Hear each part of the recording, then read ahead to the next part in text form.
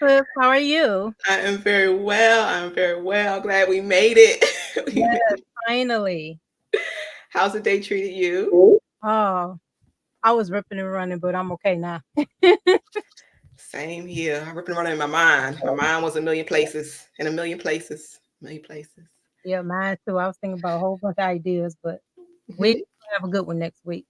Awesome. Awesome. Hi, Welcome, everyone. Welcome, welcome. Femininity, the Black woman's superpower. Let me see your guns, ladies. Grown Ass Women Podcast. Welcome. Excited. It's our first show. All everybody. right. Miss O's ready to go. Ah, my name's Alicia Kathleen. Hey, darlings. Mwah, mwah, mwah, mwah. I love you all. Thank you all for being here. Um, we encourage you to participate. If we're going to talk about a few things initially, but then we'll have the link available if anyone wants to join the panel. If that's okay with you, Mrs. Oh, yes, it is. And my name, everyone calls me Mrs. O. Mrs. Yes, yes. Awesome. All right. So now Mrs. O and I we have a lot of beautiful differences and beautiful similarities. Um, and we need them. We need each of those, but we're definitely have the same. We definitely have the same mindset. Whereas we need our men. We need our men. So we're gonna just debunk the notion of that. We don't need a man movement or whatever that is. Yes, we need our men. We're gonna start there. Um, there's no denying it. There's no denying spiritually, scientifically. We need our men. If that wasn't the case, it wouldn't take two to tango, to make a baby. So we're speaking of beautiful differences. We are different. Um, we have equal value, but we have different roles in society.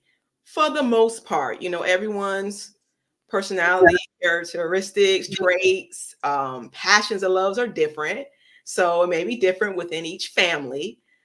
But overall, um, the feminine Mhm. is in its feminine and the masculine is masculine. And each of those roles are better in certain circumstances. Uh, Exactly. so we'll start with the question, well, with the motto anyway, of ladies, let's win back our men. Yes, we need to.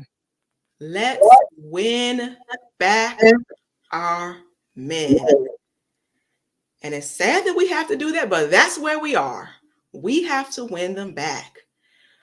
We're all fairly aware of what's going on in our community. Um, our brothers have, in a lot of cases, lost hope and are looking at other options. Mm. And ladies, it's up to us to make it so that we are the only option that they would ever dream of. They wouldn't think of going elsewhere. So, how do we do that? Where do we start? Do we want to do that? So I know some of us don't have the desire to do so. That's the big Um, question right there, sis. can we? And what are we willing to do? Because with anything that is good, that is valuable, honorable, there will be sacrifices. What are we willing to sacrifice? What obstacles are we willing to conquer to win back our men? So Miss O, I'm going to start with you with the first question. And those in the chat, please don't be shy. The first question is, do the ladies, now when I say men, I'm speaking of our average, awesome, amazing men. Yes. The average amazing man. Not the man making six figures, the man going to work every day, the man that wants love, companionship, a legacy, a family, to be supported, the man that wants peace, the man that is average, what is it, 5'9", 5'10" height? Average is like 5'8", 5'9". Exactly. So 90% of men, that's who we're speaking to. Um, so, Miss O, first question. Are there enough women out there, enough to make a difference anyway, that want to win our men, to win back men? What is your opinion? I would say no, it's not enough. It's wives out there. Of course, it's wives, it's women that want to be wives, but it's not enough out here because they are chasing after the same man. They want to be like second fiddle. The reason why they don't even want to be married in the first place is because they don't want to be subjected to a man telling them, look, hey baby, you can't wear this outside, you can't do this, act a certain way. And they in turn just don't want to do it, and they don't understand that the man is actually protecting them. But they always call it control or controlling or narcissistic. Where do you think that stems from? That ideology where um, the man is being controlling. You would think if that's the man that you chose, Mhm. then whatever they're doing is in the best interest of you, for you and your family, whether it may be monitoring modesty or whatever the case may be. Why do you think they think like that? Where do you think that stems from? It stems from back then slavery, and two, that dreaded Color Purple movie. When they came out in 83, 84, oh my god, and then they remade it, and these women went crazy after that. What about Mister? Mister did this. He was the one holding her back, and only way she got free is because Suge came out of nowhere and liberated her. And we all know how she liberated her. All this feminist rhetoric and this lesbianism agenda they have going on. Mm. But we all know that it's more black men that actually desire black women more than black women desire black men.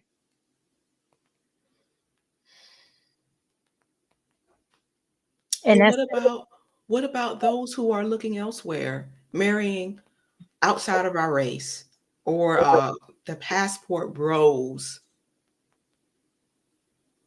the passport bros, they've been going in a lot of countries where we have black and brown people, so I wouldn't even really bother them on that. That's their preference. But when it comes to the sisters doing it, no, there's no race of man that'll love us better than our own man. All this divesting, diversing, whatever the hell they call it, is all you are is a fetish, and you are actually a bed wench in the eyes of your own people, and you also the bed wench in the the porta potty of another race. That's how. Mm, mm. Wow. So there are enough black women willing to do what needs to be done. Mhm. Um, do you believe that it's possible to rise to the occasion, to make it so that the black man looks nowhere else, doesn't even consider going outside of his race or other options? To me, he shouldn't consider going outside of his race. It's really more about the vetting.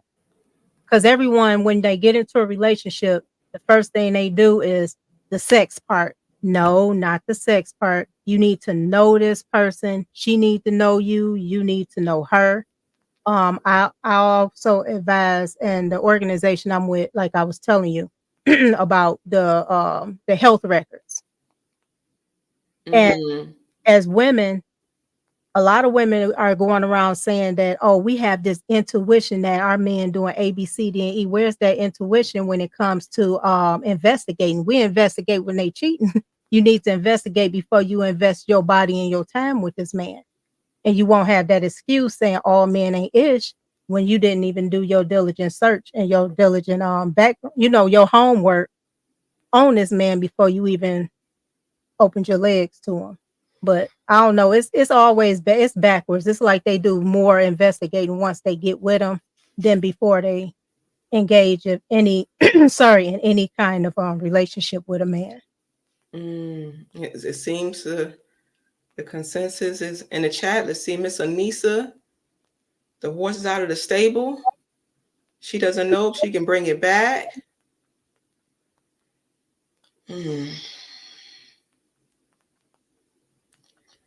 Trey, too many single mothers for women to have intuition.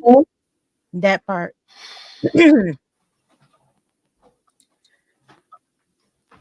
Wow. It seems that we need to start with mental health on both ends. I'm Right. speaking to the ladies tonight, but on both ends. But it seems we both genders need to start with mental health. Let's say, hypothetically,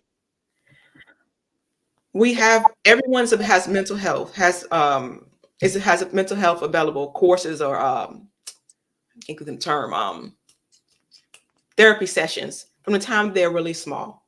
Mhm. And everyone grows up healthy overall, healthy environments and whatnot. Do you think that will make a difference?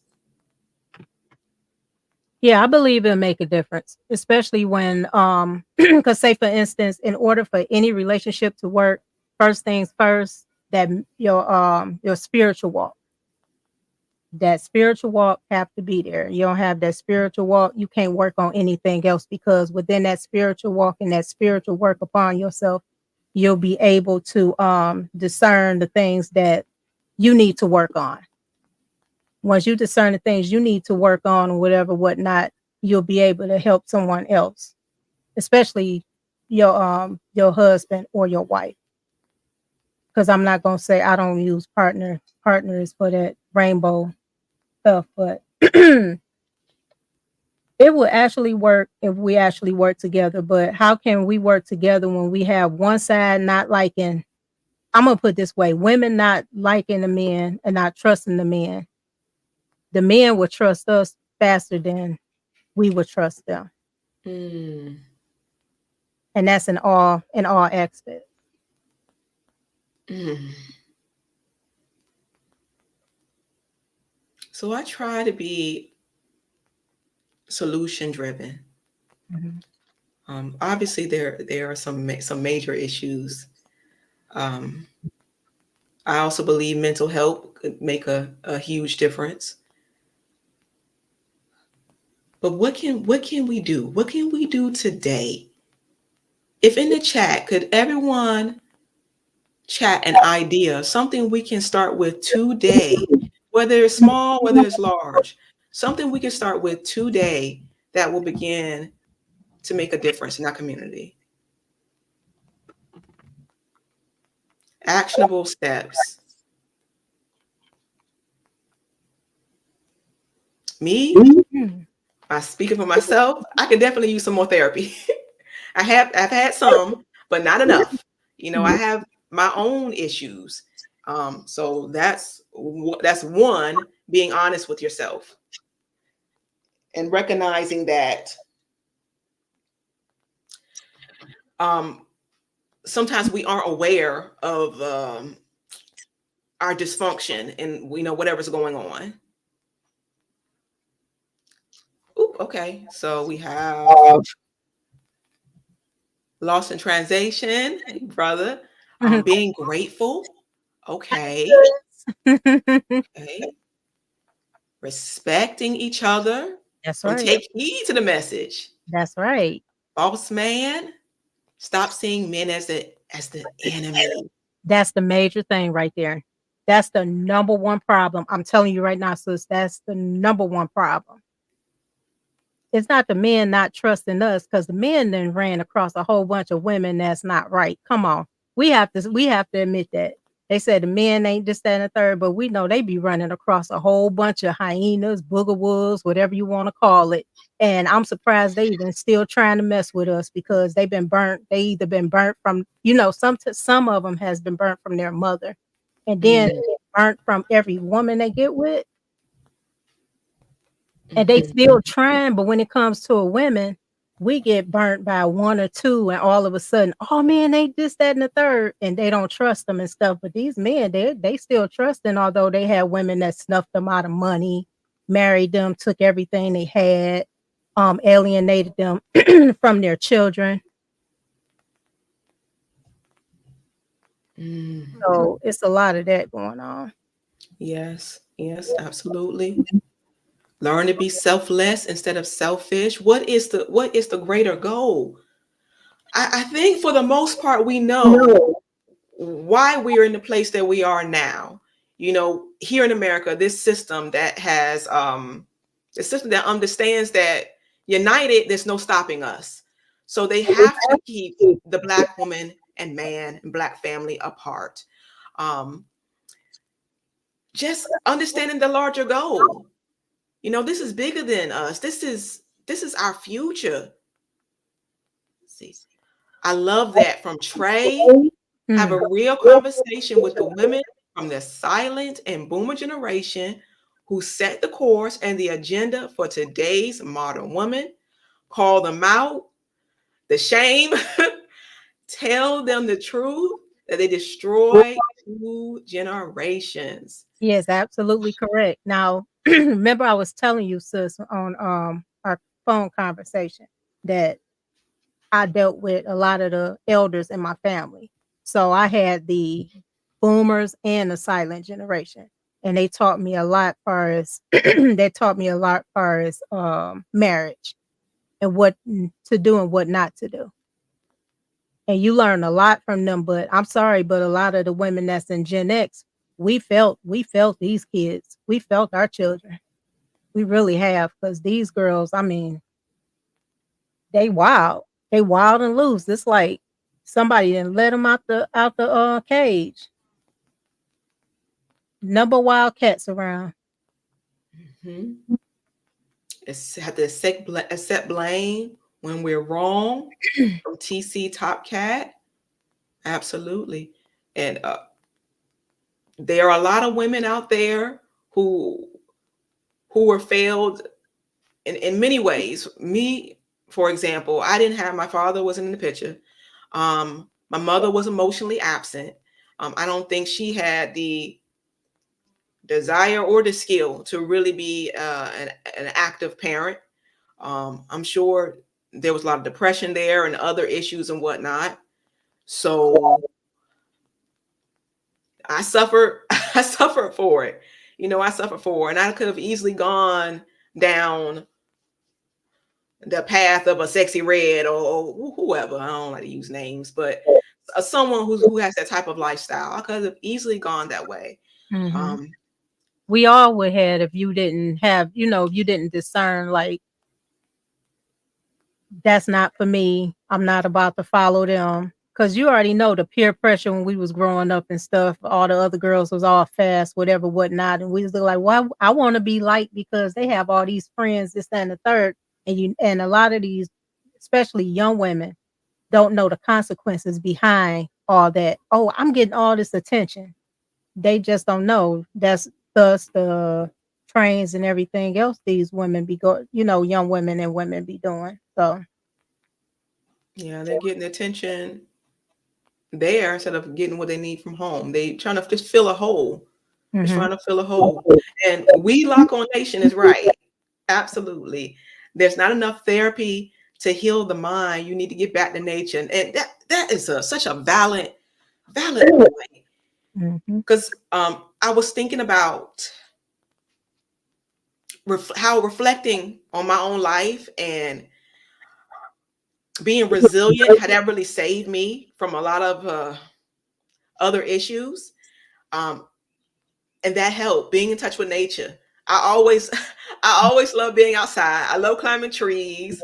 I like to be barefoot in the grass, grounding. I love critters, any kind of critter, animal, something. dogs, cats, whatever. I had pet mice at one point.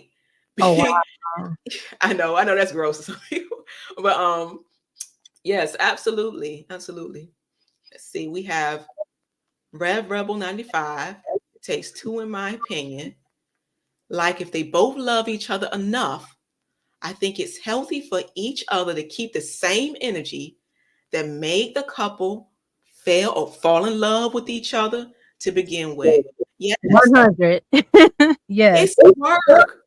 Yes. It's work. And anything that's worth it, it's work.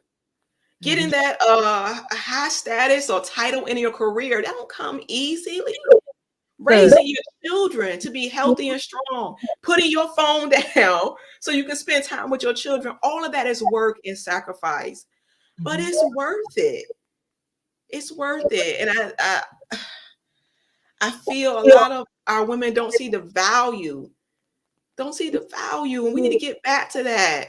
One of my favorite sayings is, the hand that rocks the cradle rules the world. Yes. Those are not brown and black hands right now. Nope. They're not. And we need to make sure that brown and black hands. I'm getting too into Sis, it. sis, OP put on here, the Bible is the blueprint. Absolutely correct, sis. Learn about boss man. Learn about modesty. Mhm. Lee.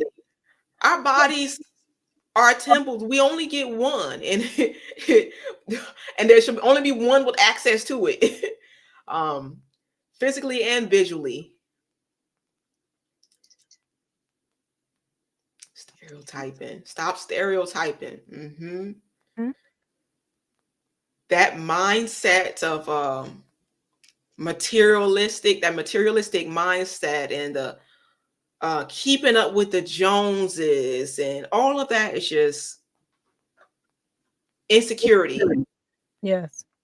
Insecurity. And I know I'm not the only one, but I'm gonna say Nope.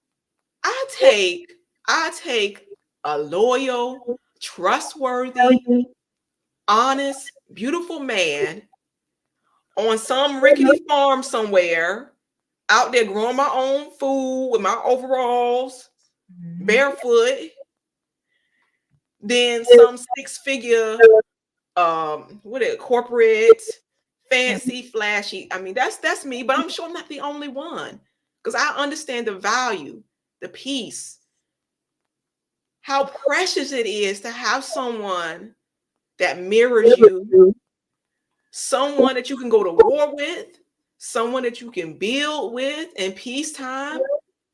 That's gold. Stop fitting men into a box. They're multifaceted, multi-faced. Gretchen Morris. Thank you, Gretchen Morris. Yes. Yes. Listen to our men. Really listen.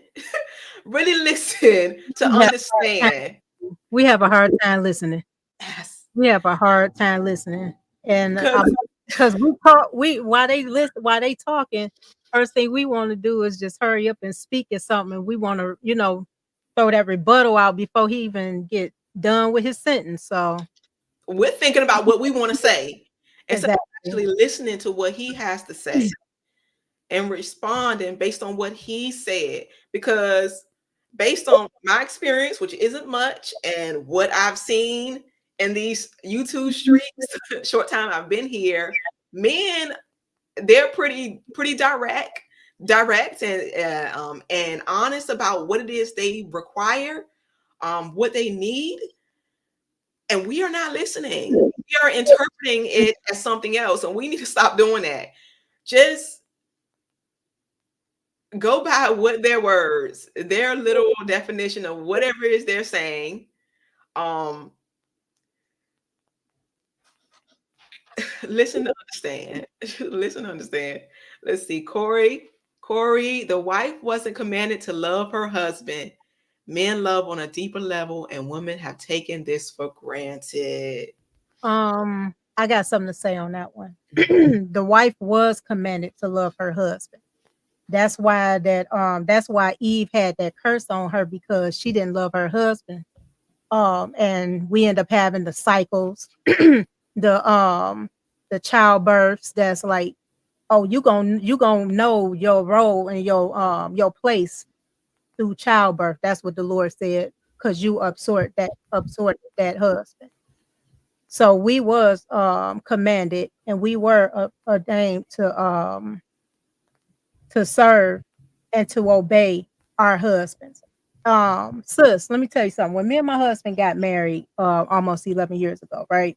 Went to the courthouse and got married. I loved it because it don't matter. Just as long as I have the one I want to be with, I'm good. Um, when the vows came out,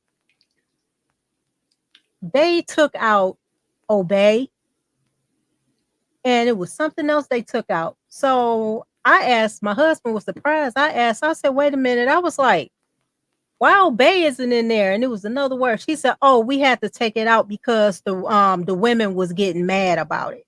They was getting upset about it. And this was a white woman told me, she said they was getting upset about it. So we had to take it out. I was like, really? I'm like, ooh, women got so many rights that they don't need. I'm sorry. Obey, keep it in there. So what I did was like, I want obey in our vows, And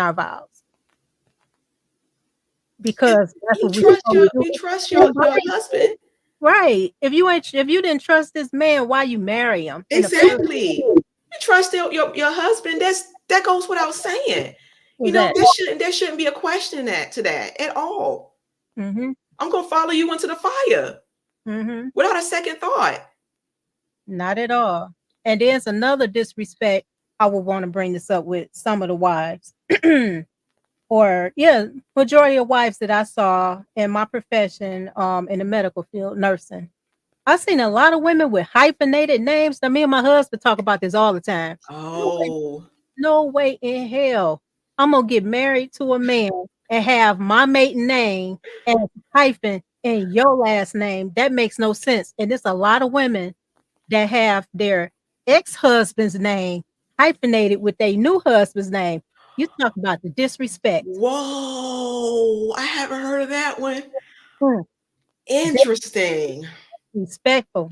When you see those hyphens, that's exactly what's going on. I wonder what was the thought process behind that. The thought Did the process. husband not You know what? Those husbands, and argue about that? I guarantee those husbands complained about it. They said something about it, and then she was like, my daddy's name or my mama's name have more excuse me, have more weight than your name, nigga. Excuse me, but that's exactly what she putting out there. That's very disrespectful. No respect. None. I'm sorry, y'all, if I sound raspy. I have bad sinuses, so I understand what's the point of getting married? We have Trey, hyphenated names. The moment my daughter's mom said she wanted to hyphenate, I was no longer interested in marrying her. Sad day. you Because got that it brother. just you're showing not just your husband, but the world that you don't trust your husband's leadership. Exactly. You could see me. I was so happy to take my maiden name off when I got married. Shoot. I was like, he was looking at me. It's like my husband is just he the type that he'll sit back and he'll just watch what I men actually he's not by himself. Men sit back and watch exactly what we do. Mm-hmm. We could be doing something and and we don't even pay no mind that they're watching us the whole time. My husband watch me like a hawk. I'm like, how the hell he seen me do such and such over here? He was like, oh, I seen when you did it. And they pay attention. And these women don't know it. Very observant. They're very observant. That's what makes them unique, and that's what makes them logical. Mm-mm-mm. I see we have Gretchen. Yes. Yes. That's why I'm getting back into it because it's been a while because I had to focus on my family. Time is so precious. When you have kids, their childhood goes by in a blink, and I'm telling you, I did not want to miss a second, Mhm. not a second, because it's an honor to be able to have that kind of influence and to have that view of someone becoming a grown person, to watch them learn, to watch them fail, to watch them overcome their obstacles. It's an honor to have them respect you and hopefully be in a position where you're respectable in the first place. But it's an honor to do so. And it goes by so quickly, so quickly. So if I'm on social media, or whatever, hanging with the friends, what the case may be, because I had to cut out a lot of my friends too, because they like to party. Nothing wrong with that. Party and things of that nature. And I couldn't do it. Whatever time you have devoted there is taken away from your child. It's taken away from your child, and it's not fair. Our kids need the best possible chance. They have a lot to contend with. A lot. And they're our future too. And look look what's happening to our future. Actually, you see all these kids, they not little. These Gen X, not Gen X, what are they? Millennials. They are monsters.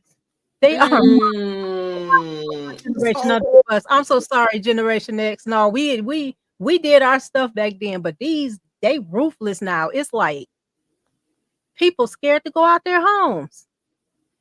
When we was younger in the 80s, we would, when I grew up in the 70s and 80s, we was able to go out, we was able to play, we was able to come home when a street light came on. We had no care in the world.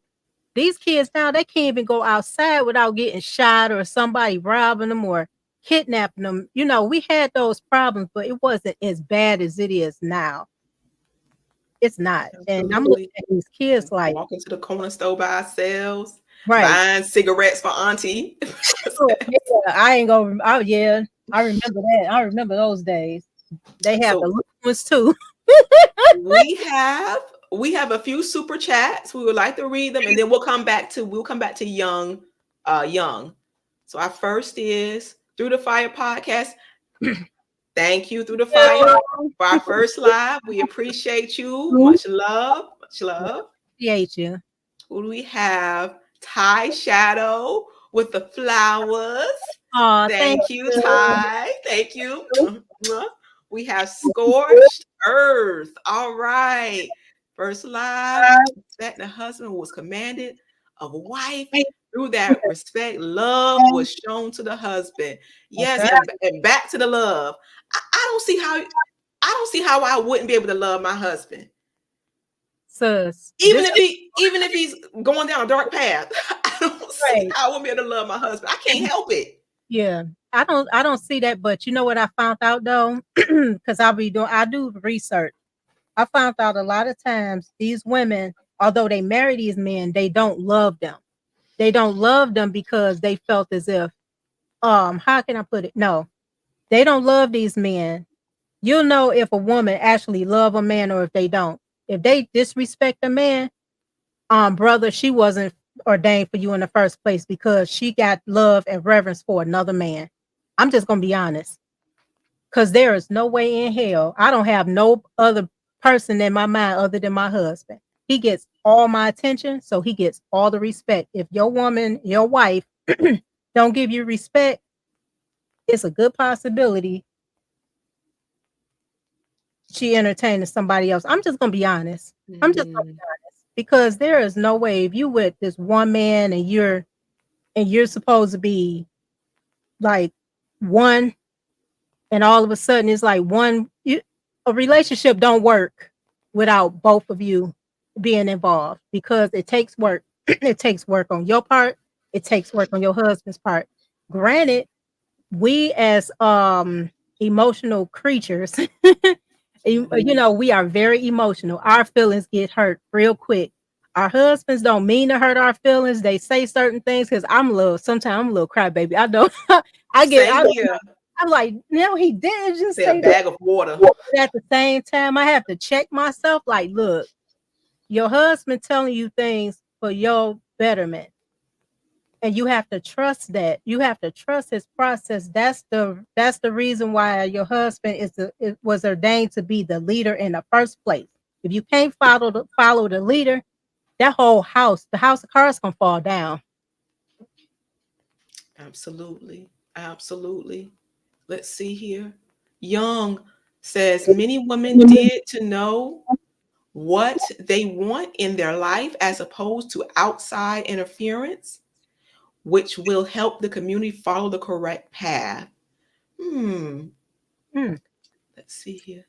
They want this, oh, yes, the ceremony, the rings, the hair, the nails, materialistic, this with status update, makeup, dress, gown, pictures, videos, etc. Not the man and the marriage. I heard an awesome quote a couple of weeks ago, y'all. The man said, my wife spent months planning our wedding, our Hmm. honeymoon, getting everything organized, the invitations, the Oh, gowns, the suit. She did everything. like, The catering, everything, the music. She did everything. But she cannot get dinner on the table in time. hmm. I said, "Ooh, that hurt. That's the truth though. That hurt." Sis, that's the truth. These men got a beg. Come on. They got a beg a woman to fix them something to eat. They out there working anywhere between 8, 12, 16, hell, 18 hours. And they come back and you don't have no food cooked for them. Oh, I'm tired. Look, I went to school, nursing school, and I was working at a hospital, had 4 children. When Mm, I got home, I still cooked. super mama. When I got home, I still cleaned. I did everything I was supposed to do. It was no, oh, I'm tired, this, that, and the third. My man want to eat. He gonna I'm gonna get up and fix him something to eat. It's several times I got up like 3, 4, 5 o'clock in the morning to make sure he had his lunch.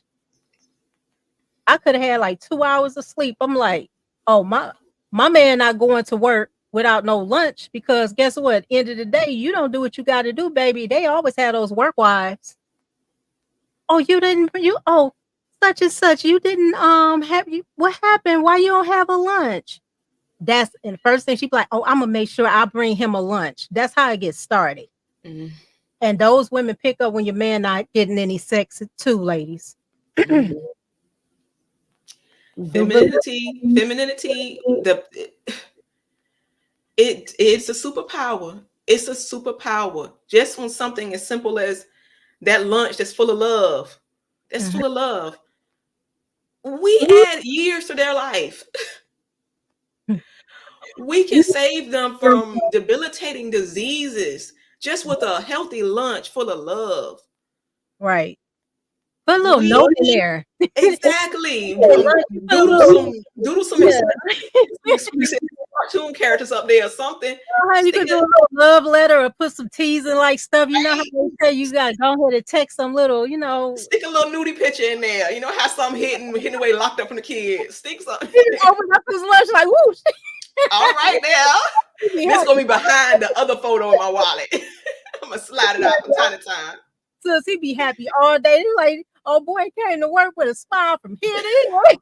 Like, what's wrong with you, man? Like, oh man, my old lady, man, you just don't know, man. It's so many things, and so the smallest things we can do for our husbands.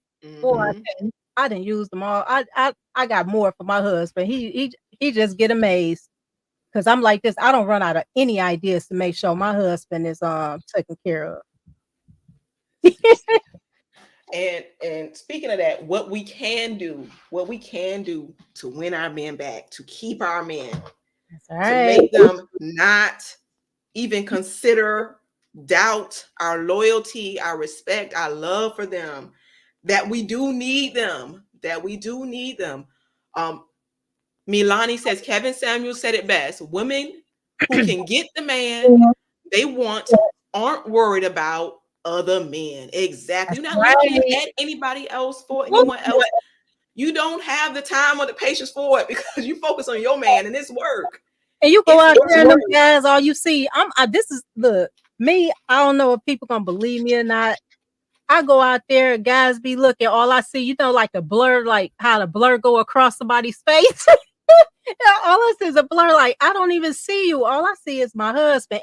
And I like I was telling you with our congregation sis. the sisters see it every time my husband come past or whatever, and I got the biggest smile on my face. I be giggling and stuff.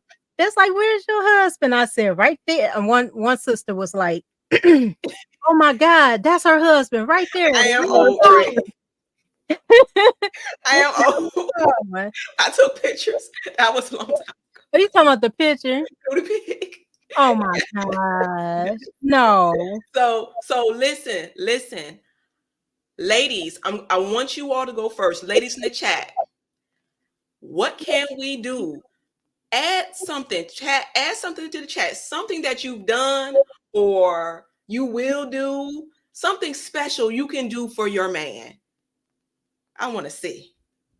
I know. You know, sis gonna come in with.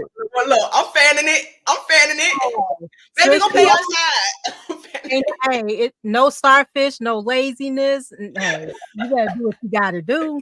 If you got if you got a headache, that'll knock the headache right on out.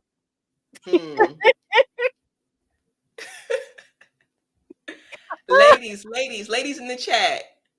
What is something you have done, you will do? Any interesting ideas? Get creative. We have to get creative. Mm-hmm.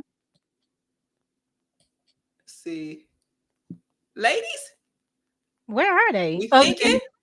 Yeah. Look, I want the men to go next. Ladies? Mm-hmm. Anyone? Get y'all words in now because the brothers is about to bring it. Yeah, you know they are. No, ladies. All right. Gentlemen. Oh, she put it in. She is absolutely right.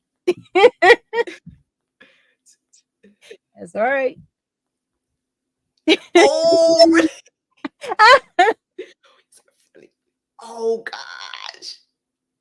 Oh, very nice. Take heed. Very nice. I love it. Trey say everybody left. All right. They're not talking about what we talking about, what we want to talk about. Yeah, I guess not. That's okay. That's okay. Hey, if we can help someone, let's see here. Take heed. I can't say no more. I'm gonna get in trouble. All right, gentlemen. The floor is yours.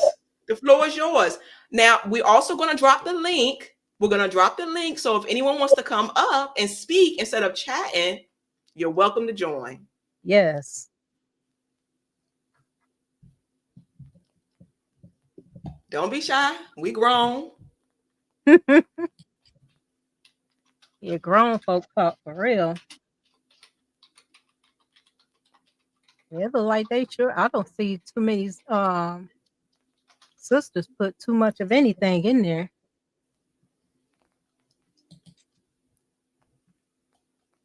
All righty.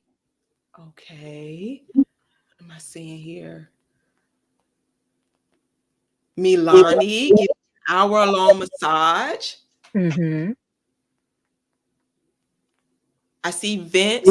The question, the task, Vince, is to either come up and say it or add in the chat little things that you can do to keep the relationship spicy, things you have done, things you are thinking of doing. Get creative. Or don't be afraid to share. Let's see here. Edward, let us watch the game in peace. That's right, sis. That's right. Give it up. Don't be stingy. They are afraid of servitude. It's his. Don't be stingy with it. When you get married, your body is no longer yours. Hello, Brother Payne. How are you? Hello, ladies. I just thought I'd stop in since you guys dropped the link. You know, I'm just a passerby. I like the show. It sounds real good. You guys are hitting on some good stuff. Thank you. So what's happening? Is the question on the floor? Femininity? So the task was to add or to think or come up with an idea. Oh, that was for the ladies. Oh, you got one for the men? It's the men's turn. Oh, is that right? Because the women have lights. Yeah, we had a few sisters came in. It's the men's turn. Hey, brother, how you doing? This is a safe space. You know, I ain't worried Just about that. just so you know, Trade to another monkey wrench idea. What's it? What's next? Ooh, Trey with just the apron. Ooh, yes, I love it. And not even the apron. It's the chef. Oh no, Um, I he's love laughing it. because he have done it several times. That's why he's laughing. There you go. Is that a spatula in your apron, or are you just happy to see me? Yes, keep it light. Have fun. Have fun. Gentlemen, We after got you. Trey in the panel in audio, just to let you know. So Hey, he want to throw that Trey. idea. What's up? What's Thank up, him for ladies? that. Hey, Trey, darling. Go ahead, Trey. You know, you're on the roll. I see you was talking to him all night, man. You go first. Man. What, to keep it spicy? Yeah, It's all that's kinds up of to the lady. stuff. You order yourself some tie straps, some ropes. You can there's all types of stuff you can do. What's his favorite color? You go get his favorite color in lingerie. You send him a gift. You send a gift to him and let him open it up, and it's just the lingerie. You put it on for him. That'll get him mentally ready, and then when you put it on, that'll get him physically ready. What are we talking about? Spice? You talking about spice, and there's all types of stuff y'all can do. Mm-hmm. Oh, I know one. If you are into physical fitness, they got this this at-home workout that you do with your significant other, and y'all do it naked. It's an exercise routine. You do it naked in the living room. That's cool. For sure. That's for sure to That's get something cool. started. I actually ordered that. Oh, I got another one. I told Grace about this Okay. one. Kinky Uno. I told Grace to get Kinky Uno. Ooh, yeah, there are all kinds of kinky games out there. Yep. Playing a game. Hold like on. Uno. How come Trey know all the? Oh, How because come Trey got all these ideas and not paying? I'm kind of because curious. David, I am prepared for marriage. I just ain't getting married, but I'm prepared. I am ready. I love it. Hey, listen, man. You know what? Trey is telling me swing that set. there's benefits of being single for a long time. Mm-hmm. You know what I'm saying? Take heed. Mhm. Give that on the regular. That's right. All right. You need to Vince, come up I here. put my feelings aside for too long, so I divorced while married. I made sure my ex didn't have to work. All right, Vince. Take All heed to right. come up here. She dropping too much jam over here. She to come up and speak. Yeah, Can't do come on, sis. She like, I don't want to get in trouble. Come on, sis. Corey Hager. Yep, the in the dice audio. with the little images. Right. Yep, I had a set of those. We need sister take heed up in here. How about drop by the job on this lunch break? Y'all ever drop by the job on the lunch break? Does anybody have sex in the car anymore? I used to have a lot of sex in the car. Anybody have sex in the car anymore? Okay. That smelly Lincoln. Yep. They call security camera in the parking lot. Big back Hello. seat. You get in trouble for real. Hey, I will say this though, Alicia, and Mrs. O, I do know because all my homeboys are married, and one of the things that they say, we've been friends for over 30 years. One of the things they say that actually is very good for their marriage is they constantly talk dirty to each other all day. They text each other, they call each other. It's always like just sort of like dirty, sexy talk between the two of them. I just wonder if that's like a thing. I don't know if the younger generation does that, but yeah, I know they do that all the time. It's actually it's kind of gross sometimes, kind of disgusting sometimes. You gotta have the code language for the kids, though. You get code That's language. like our parent generation. But we do that, man. We do not every day, but we do that. I mean, we have a scenario once in a while. Like if we go out, I tell my wife, listen, like I picked her up, like I was a trick, and she was out there. I said, listen, I'm gonna put some money in the bathroom, and when you come out, if you're shaking your head no, that means you want me to put some more money in there. It's like I don't do it, but I mean, we go back and forth and just we got all kinds of stuff, man. We'll spend like a weekend in a whole, maybe around 5-6 days in a Oh, y'all hotel. gonna have some very nice nights.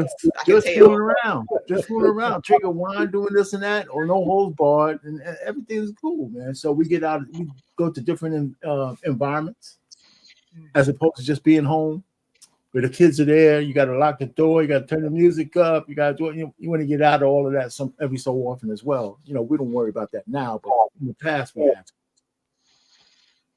So I mean, there's a lot of different things. And my wife, when she has some ideas, I just roll with it.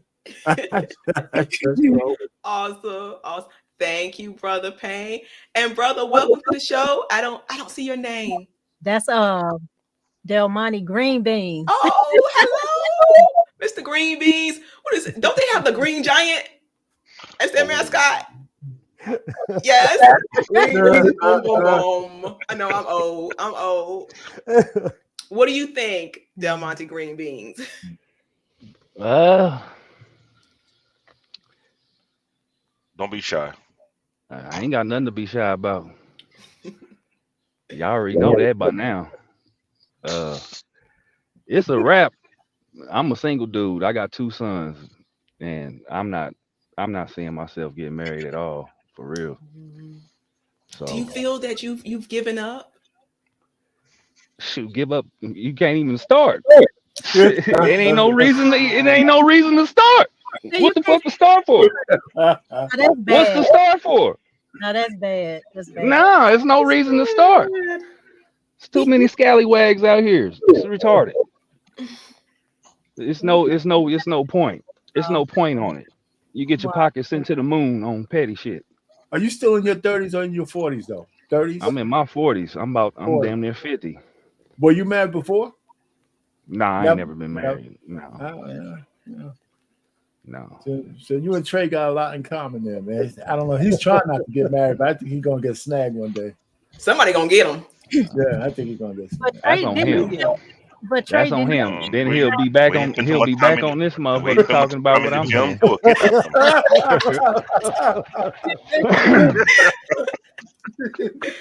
Yo,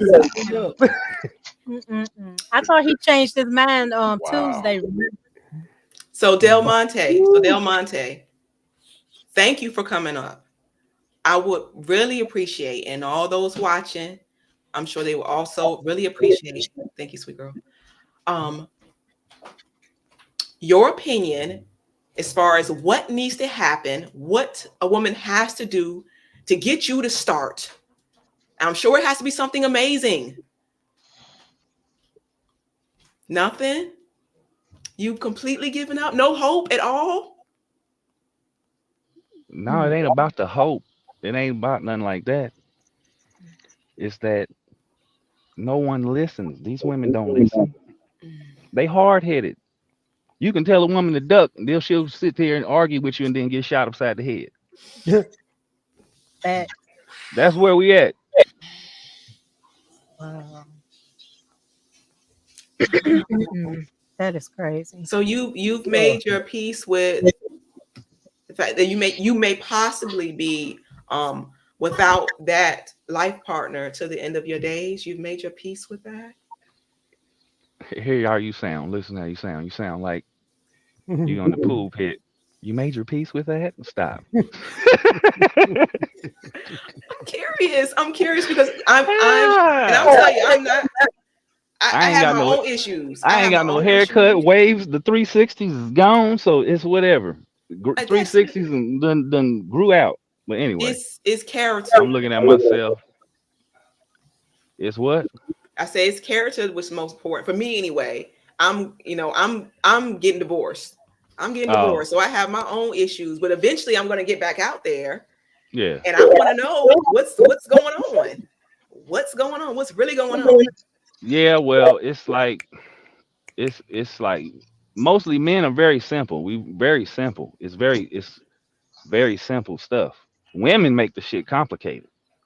And sometimes we just get to the point where we just not gonna talk to you. We just not gonna say nothing. You just gonna have to find out for yourself.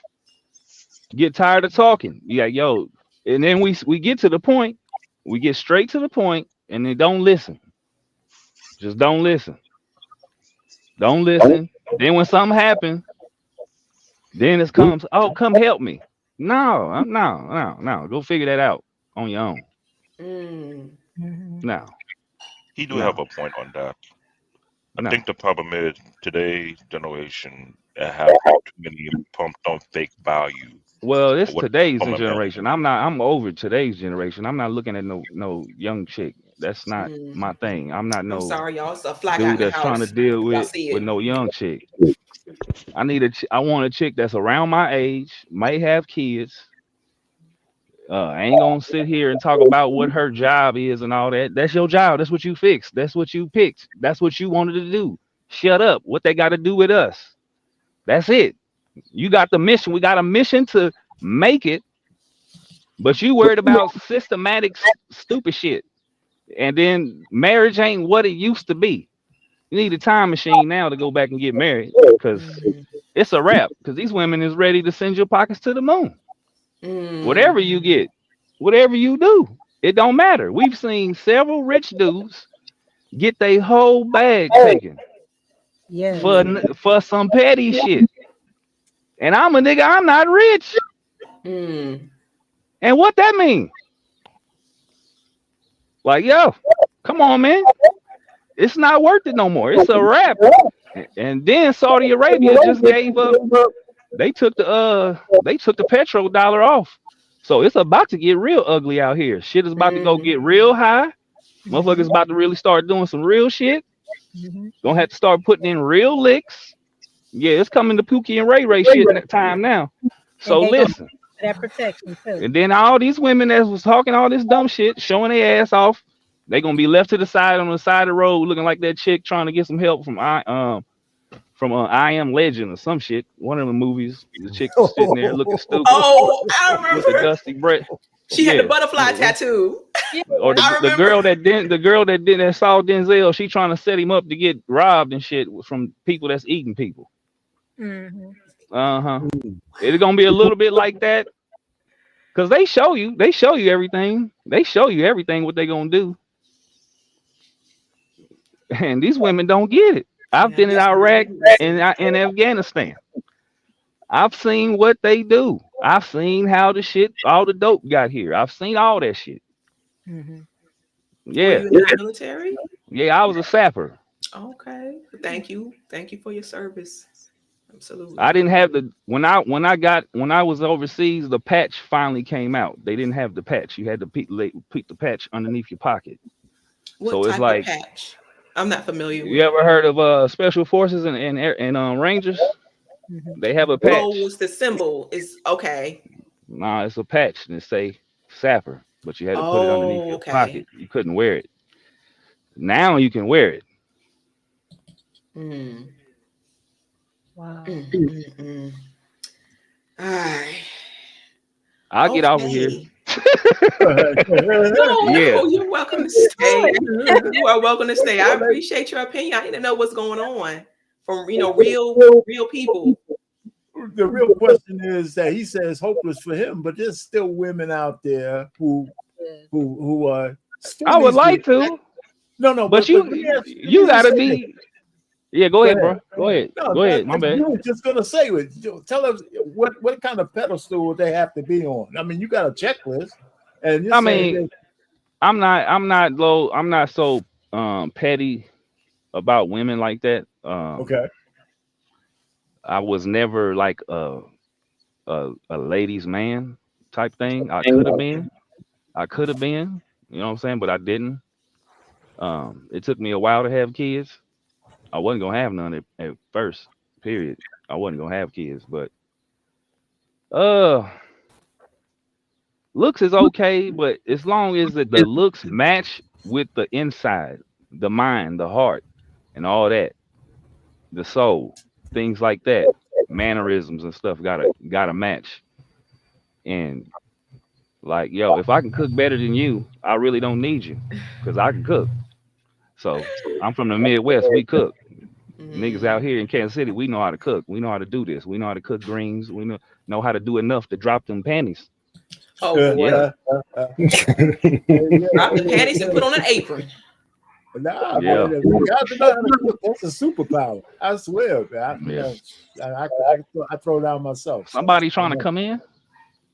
Somebody's trying to come in. I don't This know. It look fly like is trying to join the live. I have a fly in my house. Oh, you need some cinnamon. You need some a cinnamon stick. Gosh. Oh yeah, that ain't. And it's all in the camera. Sorry about Yeah, that. but yeah, I would like a nice young lady, but I don't. My life right now is not gonna match up to a lady right now. It's not gonna work, and I'm almost about to be 50 in no time. So after that, it's a wrap. You're not gonna do nothing around here like that. I'll be 50 quick. I'm about to be 47. Don't look like it, but shit, I feel like it. Oh. You didn't jumped out of airplanes and all kind of shit. You be feeling fucked up too.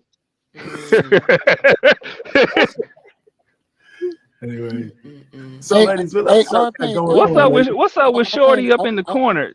What's up with Lil Mama? Her face is it's too bright. You got too much light on your face. oh, Miss O. Oh. Yeah, Miss O, you got way too much light. You like a vampire or something. Oh, nah. Yeah, you got it's on. it's too dark, but yeah, okay. Yeah, it was a little too man, bright. you doing all right. Just go ahead. We like this Yeah, bright face. I'm just letting her know. And Lil Mama with the fro, she cute. She a cutie pie too. But Thank hey, you. got Thank you. got them cheekbones and eyes and all that. The Thank slanted eyes. you. Yeah. Thank you. Let me shut up before I start something. There you go. Thank you, Del Monte Greens. So we have Trey and we have Corey in the audio. Gentlemen, what can you add? How can we keep it spicy? Get creative. Go ahead, Corey. I already answered. Yeah, go ahead, Corey. It's not working. Boy, y'all Gen Xers and baby boomers in technology, boy. Good God. Kicking y'all ass, bro. What that had nothing to do with baby boomers, man. Man, we the Thundercat generation. I don't know what you talking about. Y'all the generation that caused all these damn problems that we sit up here talking about. Man. Listen. Let's stop playing the blame game. Let's work on solutions. Well, in order to get to the solution, we have to identify the problem and where it came from. Yeah, absolutely. And more importantly, the mentality of the generation and why they set the course the way they set it. This is from the crack era, bro. This is what happened. The crack era made all this shit happen. Yeah, you gotta thank the CIA for that. Well, you gotta thank the CIA for that. This is still COINTELPRO. Nobody forced the crack into your body. That was a choice that they made. Yeah, but it hit the neighborhood. Let's not make excuses and want to blame the government. How old are you? How old are you? I grew up in DC in the 90s. Heroin and crack was rampant. And I didn't have to do it. What? How did it get there? We're getting off topic, gentlemen. Don't get off track. Hey, I love the conversation, but we're getting off topic. Yeah, that's right. Ladies, there's one thing I would tell you though, if you don't mind. Listen, one of the things I would say is that y'all talked a little bit about the femininity and all that kind of stuff and where we went wrong. The one thing I give the boomers and the Gen Xers, the one thing we did that was really wrong is that we wanted better lives for our kids. But what we did was try to make it easier. That was the mistake. So being better is not, we made it synonymous with being easier. That's why it's so easy for them to just they quit so easily today. The kind of trophies, the participation trophies and all that stuff. It really was supposed to be, hey, we did well. We want y'all to do well. But what we did was we forgot about sending the struggle down to people while they had some cover. We threw them out there, latchkey kids, all that kind of stuff, and we didn't teach them other things that, how to be a wife, how to be a man, how to be a husband, how to be a girl. I mean, a lot of that stuff kind of went by the wayside for a lot of people. Education in this, get your degree, and that was it. Because at that point, we forgot about the time that maybe a degree isn't the best thing for everybody. We just thought it was a status symbol. And then we let kids go to school, get basket weaving as opposed to something they can eat off of. And a lot of that stuff plays into the way our relationships play out too. And then, of course, the puppet masters did the rest. So, I mean, I don't know. But, but keeping it spicy, I mean, there's a lot of people keep it spicy, but they don't have to be married to do it. You know what I'm saying? Right? So how do we, some people keep it spicy, they keep it too damn spicy. And they want spice with a lot of people as opposed to one. Right? Yeah. And how do you put that genie back in the bottle? So it's all good. I mean, but femininity, I think the women have the secret. I think the women's biggest power before was the ability to say no. Not no to any schlub, but no to the guy they thought was handsome. No to the guy that they would throw all their rules out for. Women used to actually know how to say, even if you fine as hell, you still got to go through some shit to get this. And that's gone. So lowering our standards. So I mean, as men, right, we always say that we're the leaders and all that kind of stuff. And I fight with these guys. We don't control everything. And you know what? I don't want to control everything as a guy. I mean, women have their own agency. And your secret and your superpower is you. Is your femininity, your clinging to virtue and all that kind of stuff in degrees. And it's really clear. I want to really be clear. Nobody's saying a woman has to be a virgin. Just don't want you to be a 304, right? And the men of the West, we're sensitized to that already. We don't. I mean, you know what? What's the line between 304 and virgin? So Good question, Trey. Say that again. What's the line between 304 and virgin? Yeah, that's a good question. You know what? It's subjective. Because and for some of us, the less the better, of course. But it's the way they move. It's the way a woman moves, right? Just like a guy who doesn't get any, and a guy who's a gigolo like Trey. You could tell the difference. You could tell the difference between a guy who will get none and a guy who gets a lot. So you could tell the difference between a woman who has some virtue and a woman who will have none. Yeah, but that don't mean that doesn't mean she doesn't have a lot of sexual partners. I think the thing that we're skipping here is you probably could live with it a little bit better. You can live with it a little bit better. Is a thing we're skipping over here.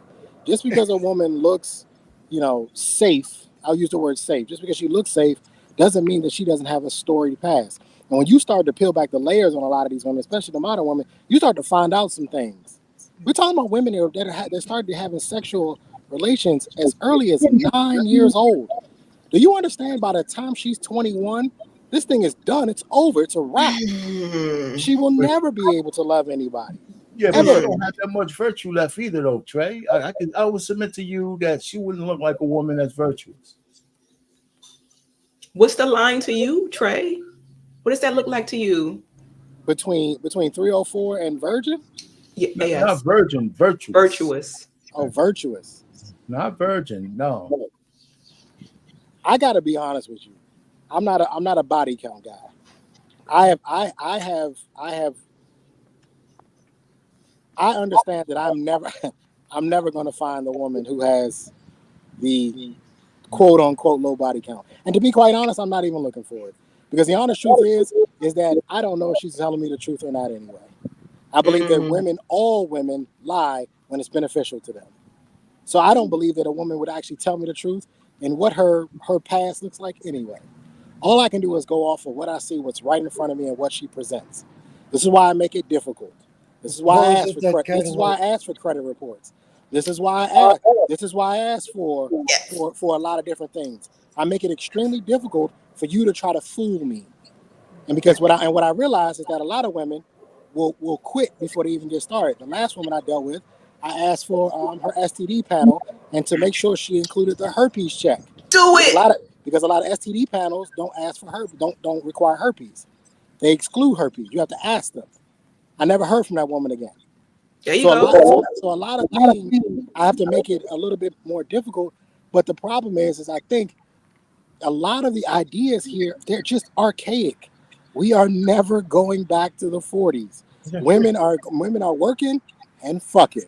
I'm gonna say that again. Women are working and fucking. It is what it is. So, And so the Trey, men have to make an adjustment. And what you don't exactly think that we have? adjustment will be, that's subjective. Some men will say, I'll go overseas. Well, guess what? The women overseas, they fucking too.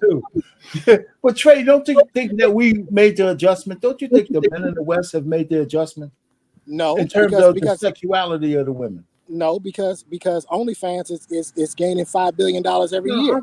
So we have not made it. We haven't made an adjustment. I think if anything, we've succumbed to what the women actually wanted us to do. You have a lot of guys out here who would just say, fuck it, I'll just pay. It's just easier just to pay. Okay, sorry. All right. Ladies and gentlemen, Trey, you're not even welcome to the stage, the one and only. You can't even Take heed to the how message. could you? Corey. He says you have the best raps. I'm so tired of Trey. I'm so tired of Trey, but he's speaking the truth, though. Yeah. I gotta give it to him. He do speak the truth, even when you don't like it. So I do love that brother for that.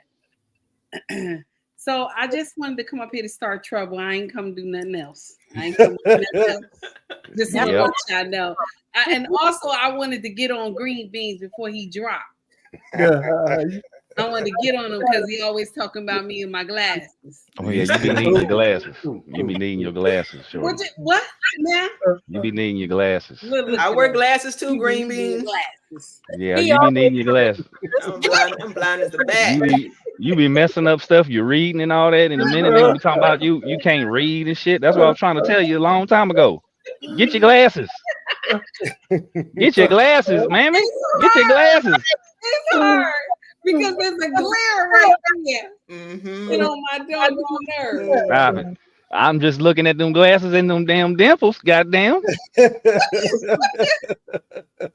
always got something smart to say to me. I'm gonna block you. Welcome back, Carter. Welcome back. Okay, just a moment. My beautiful take heed before you start. I want to read this super chat. Please and thank you. The dating pool roast reactions. Thank you for the super chat. Femininity is not her superpower. According to a CC called Allie, I'm not sure what that means. What does that mean? Men are not built to be loyal to one woman.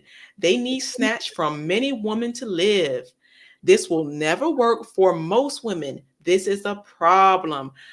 I do agree, dating pool, that monogamy is not natural for most people. That's right. But I think the benefits outweigh everything else, so it's worth the work because it is work. It is work. It benefits especially the woman. For the men. It benefits the woman. So I don't know. It benefits the man too, because at least he knows he got his own kids. That's what I was gonna ask Trey. Trey, say you find the perfect. Again, another archaic point of view. We're in 2024. I don't need for her to be monogamous to know whether or not the child is mine. It's 2024. I can go to the doctor and find out if the child is mine. Yeah, well, I don't even need her. This is what I mean when I say there's such an archaic thought process. We're talking about back in the 20s and all that. No, this is 2024. If I need to know if that child is mine, and I'm telling you because I've done it, you go get the kit, you get the Q-tips, you scrub the inside of the cheek, and you send it off, and you find out. It's simple as that. I don't even need the mother for that.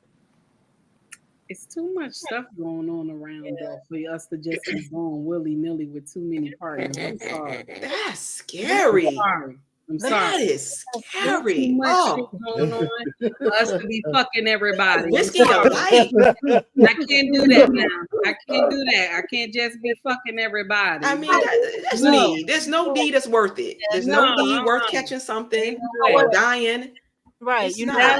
Now listen. Fucking raw feel good. I'm not gonna sit up here and lie and say no, it don't feel good. I'm lying if I say that.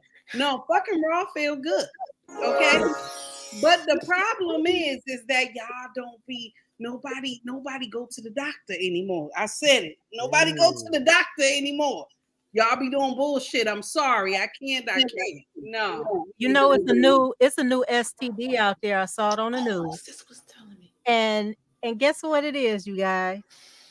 Ringworm. You can catch ringworm by nasty. You walk around, you walking down the street, and then you just blow up. That's the new joke. Spontaneously combust. But yeah, it's passed through sexual contact. You can get ringworm. And I seen it on the news. I'm gonna fact one day I'll pull it up for you guys. Forgive me, you all. We had another chat up here. I'm sorry. It was a green one. Or did I already read it? I'm losing track. It was green. There it is. Thank you. Thank you. They didn't pull. Okay. Both sides have problems. They need to see this and go forward. As long as both sides say they have no problems, we will be where we stand. Stalemates. Absolutely. Absolutely. No one's taking accountability. No one's looking in the mirror, self-reflecting. You can. Ladies, let me let y'all go. Can I take heed, everybody else up there? I'm gonna let y'all go ahead and get back to the show. Thank you, Brother Payne. Thank you. Appreciate you. Can I add something? Appreciate you. OG, read more. Let me add into how couples need to keep things spicy. First of all, you got to understand the female body and the male body, and a lot of people don't even know their own body. A woman has like over twice as many sensory points on her body than a man does. Not to say that men can't be like turned into a fire blazing volcano, because everybody knows that's possible. But how many men actually take being with one woman, not like what Trey just chasing the OnlyFans mall, but being with one woman, you get to go on that journey where you get to find out every little point on her body that just drives her. I mean, she's going to launch. She's going out into the universe and ain't coming back until you let her come back. I gotta hold you on a little bit of that, man. You can damn near master your woman. So yeah. So you can hit all the buttons and all that, and then after a while, some dudes, they just be like, they want to try something else that look different in a different package. That's where that come from. But anyway, let me shut up though. No, you don't have to shut up. Well, then you're not being grateful for what you got. Let's see, dating pool. I'm gonna read the super chat. I don't have anything to get. I just know what it is already. I was married for 27 years, but I had to leave her because the kids were grown and she wasn't. I couldn't stand that immature. I mean, if a woman pushing 50, I'd done had enough. That is extremely unattractive. I wanted my peace and quiet, and all she wanted to bring was chaos. Damn near 30 years of it. And it's like, no. I'm not spending the last years of my life. That's gonna subtract years from your life. All that drama. No. Men want peace. And a woman that brings him peace, well, he'll go explore all of those 200 plus. Yes. Because he wants to. He wants to reciprocate all that peace and that well, I can't go into too much detail. I'm a writer. I can get real visual real quick. But anyway, I won't do that. Not here. I'll let Nikki do that. She's listen. Why I gotta do it? Why is your fault now? Well, we've all heard you go on. we have a super chat. Trey is part of the degenerate crowd that keeps men single. Most people want loyalty. We should promote healthy relationships, and if you make commitments, keep them. Poly is not an option for most people. I wouldn't say degenerate, but I definitely agree. Poly is not an option for most people. That's not realistic at all. What you talking about? We in poly relationships already. How many women got multiple baby daddies? We already in poly. Oh, I can't stand Trey. We already there. See, this is when I keep saying this over and over again. You talking about dinner bill? You talking about dinner bill? You got to stop thinking like this is 1965. We're done. It's not there anymore. I just watched a woman the other day. She got 4 kids by 3 different men. And when they asked her, when Kendra G asked her, how did she have the 1-year-old? She said she had a one-night stand. She did. And then when they asked her about the other kids, she said, "Well, I didn't require a relationship." So let me speak to this dating pool. You want to know why most people why we're not promoting healthy relationships? Because we got too many fucking unhealthy people running around. So how the hell are you gonna have a healthy relationship with a bunch of sick people? You can't. That doesn't make any sense.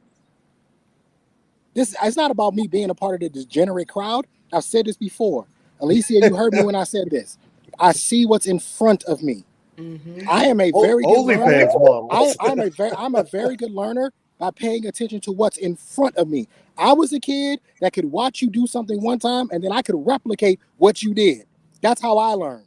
That's the type of person. So when I see the marriage rates, the divorce rate over 50%, and that's just the ones we know about. We're not even talking about divorces and separations. We haven't even included those. So that would push it well over 50%. When I see that in front of me, when I see that women are initiating divorces at almost an 80% clip, it's right in front of me. I'm not making this up. But I'm a part of the degenerate crowd?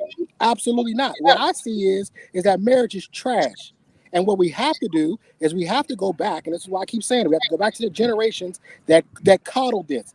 They set the course for this. They didn't push marriage. How many men right now got daughters and told their daughters go to college and get an education and never said nothing about getting a husband?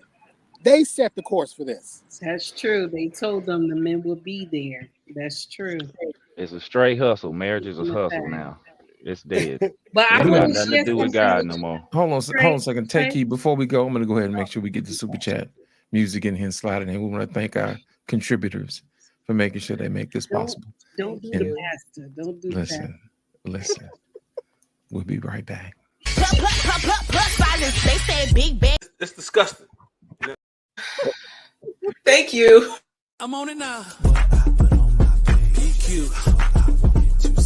Jam. Remix. You don't be liking what I did. You don't be liking what I said. But it ain't a prerequisite. Whether it works in your head. Yeah. Oh, these 60 seconds of mine. I get to say whatever's on my mind. Yeah. You ain't even gotta say nothing. Mama, let me carry on. It's what I wanted to say.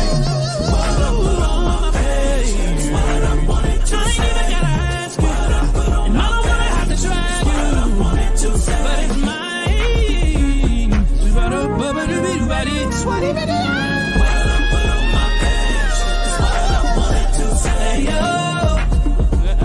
Don't know. What I put on my page is what I wanted to say. That man, no, he could sing. He's beautiful. That beard and wow. Go ahead. Okay, well. Thank everyone for sharing. It's up to you, big sis. What's going on? Okay, so we spoke about what we can do, getting creative to keep everything kinky in the bedroom or the kitchen, according to Trey, or the back seat, whatever's your fancy. Oh, I'm fresh. I don't know why did I come up here? Because I'm about to get in trouble. I don't know what's going on right now. No, you're fine. You're fine. So the next scenario, so the next task would be to add in the chat or comment. Come on, ladies. We're gonna start with the ladies. What can you do for our men mentally and emotionally that will have them thinking of no one but you? And when I say you, I mean Black women. What can you do? Get creative. Am I to answer this one? You may. Yes, ma'am. So don't laugh. Somebody in the background. Don't laugh. Here we go. Okay. I'm not saying I do this. No, I'm saying I do this. Okay. Now, I know some of y'all know about that dice. Anybody know about that dice game? They got a dice game that'll tell you what to do to the body. Anybody got that? Oh, I've had a similar game. Yeah, I don't. Is there a brand? Is there a company that? Listen, it's fun. Y'all got to learn how to do that. Okay, it's fun. Throw that dice on the bed. Okay, whatever the dice say, that's what you do. Okay, learn how to do those things. Learn how to role play. Okay, do that too. And another thing, I'll share something else with you. Learn how to sit on this man. Okay, learn how to sit on him in different ways. Okay, you know what I mean. Okay, learn how to sit on him in different ways. Okay, let's act like we know the assignment. Be friendly with the pussy to your husband. Be friendly, damn it. Be friendly. Stop being stingy with that pussy. Okay? Stop being stingy with the pussy. Your husband is looking at everybody. Don't laugh. I know somebody in the background. Don't laugh. Stop. Listen. Be friendly with the pussy. Be nice. Be nice with the pussy when it comes to your husband. Be nice. Okay? Because I got to be nice. Okay? You got to be nice. If I'm up here preaching, be nice with the pussy. You be nice with the pussy too. Okay? Learn how to give head. Learn how to give head. Learn that. Okay? Be nice. What you got to learn how to do. Your husband have his own cave. You know, the man cave. Okay? Start learning how to walk in the man cave. Okay? Lock the door. Make sure the kids don't get you. Okay? Lock that door. Okay? You know what, sis? I mean to cut you off, but listen to this here. You're going to agree with me on this one. Because I'm ready. You mean to tell me, soon as a woman get with a husband, she don't know how to have sex, but she was out there giving it up like a crapshoot, and doing everything and swinging off the chandeliers and climbing up. Go ahead, baby. Ding. I'ma lock the pussy down once I get married. That's what they do. Don't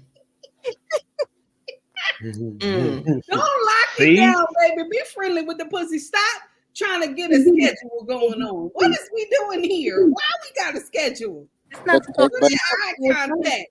But take heed. Single men like me, we hear this.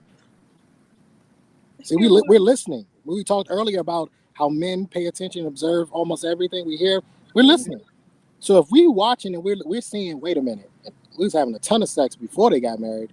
Now they got married and he barely getting any.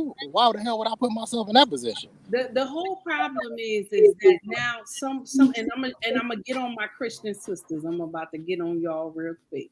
Because this is the problem. Once you get saved, nothing wrong with getting saved. Okay, there's nothing wrong with getting saved. But once you get saved, you think you ain't supposed to sleep with your husband. God wants y'all to sleep together. He wants y'all to sleep together. Should have been saved before you got married. This is true, but it happens differently sometimes. Sometimes when they even get married, before they done got married, they saved, right? Sometimes they cover up. This is what they do. They go to bed with that nightgown on and in that old robe and close that robe just like this on top of the chest. And the husband gotta fight the Bible up her and try to get the gown open. Baby, looking like a ghost, looking like a Ghostbuster. This a little bit fresh now. Listen. Put the Bible down. You done already prayed today. Put that Bible down. Go to bed with no clothes on. Start doing that, damn it. Y'all doing too much. I'm sorry. You're doing too much. You was doing nonsense before you got married, and now you don't know how to listen. I promote this on my own channel. Be a hoe for your husband. Okay? Be a hoe for your husband.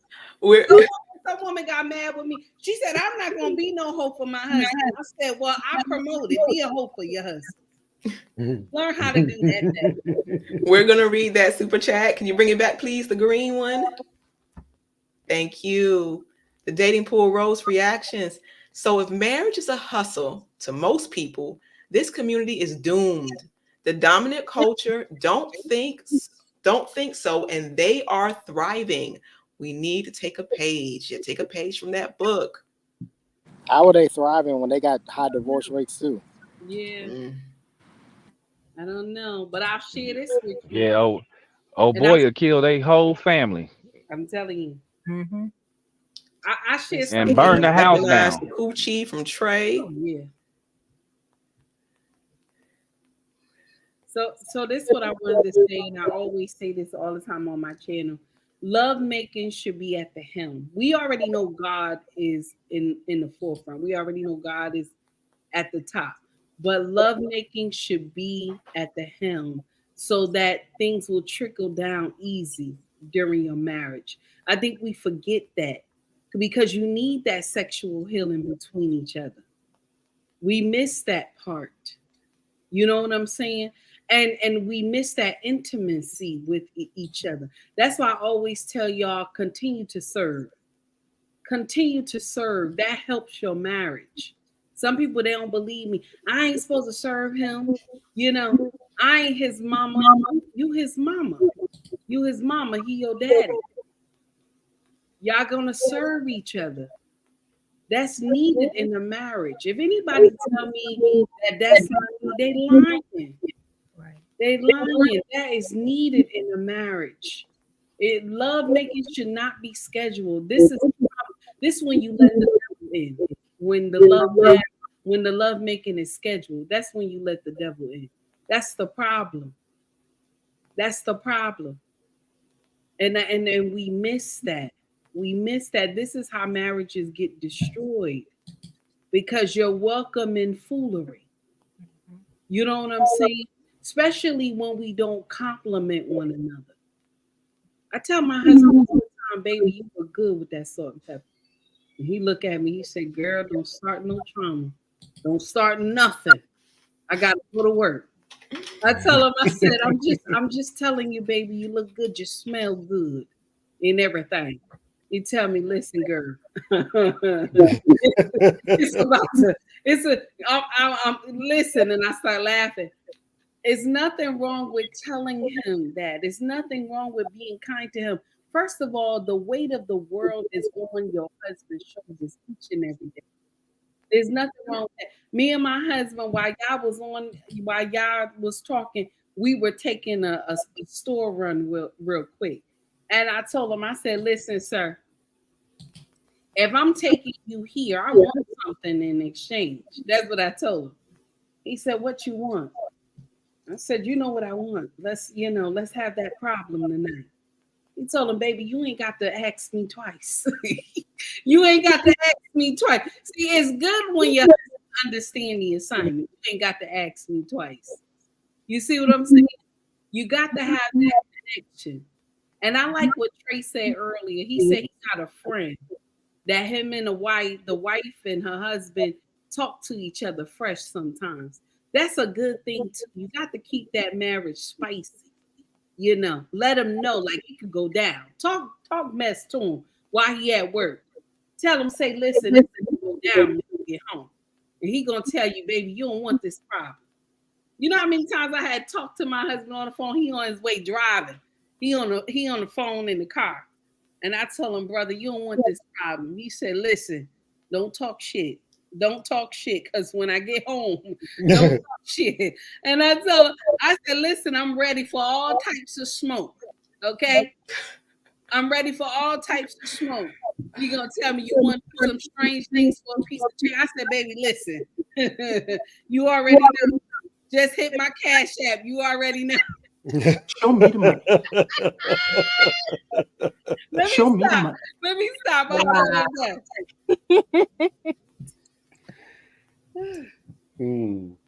Awesome. Take heed, you nasty.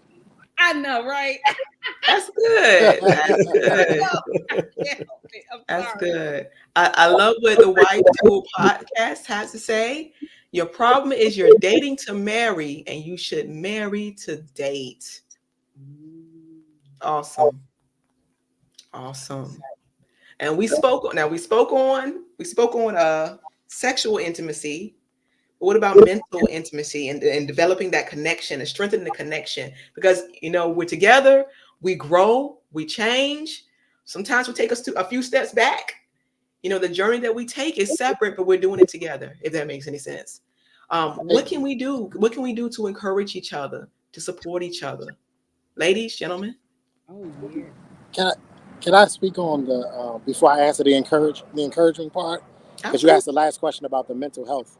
What can women do for a man's mental?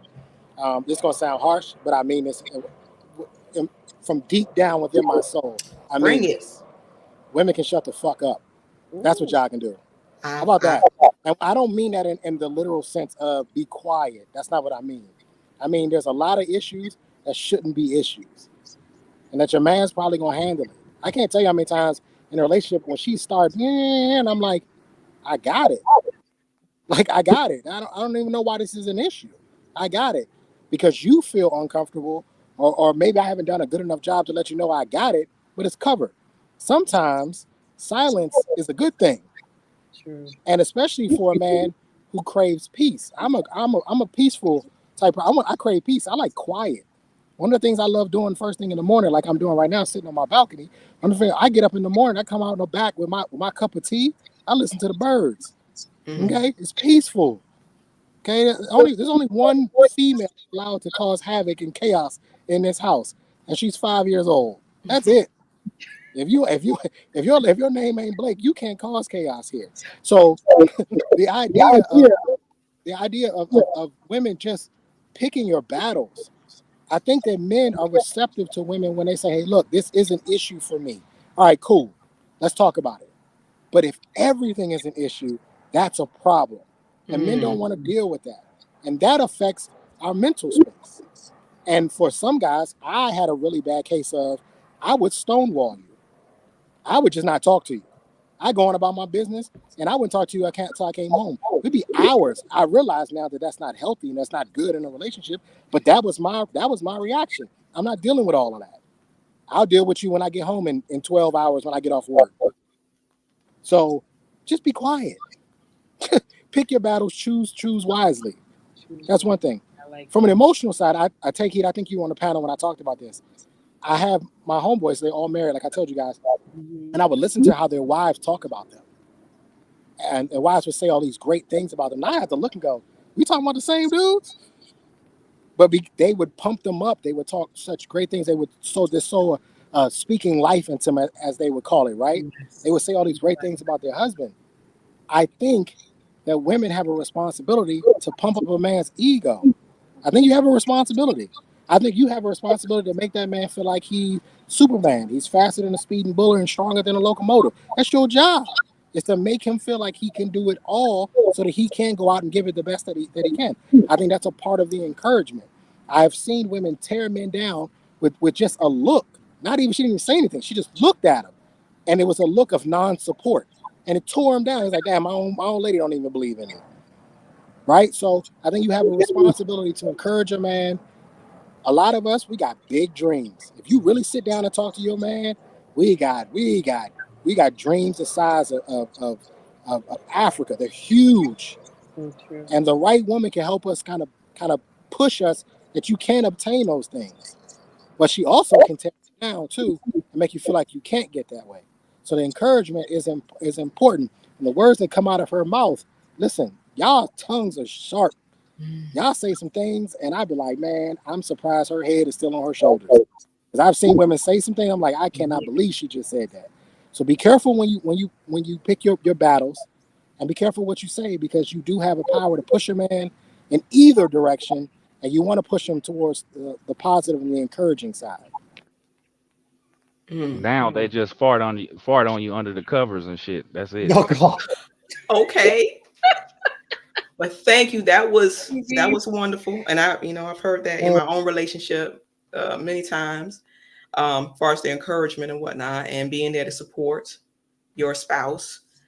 Now you mentioned talking and being quiet. And are you referring solely to nagging, or are you including general conversation, friendly conversation? No, I'm talking solely nagging.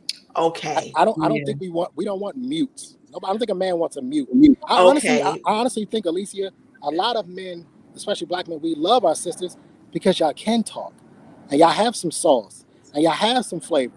So it's not that we don't want to talk to y'all, but we don't want the nagging and the crying and the complaining and the whining and everything. In the morning, I'm talking 8, 9 o'clock in the morning. We see women.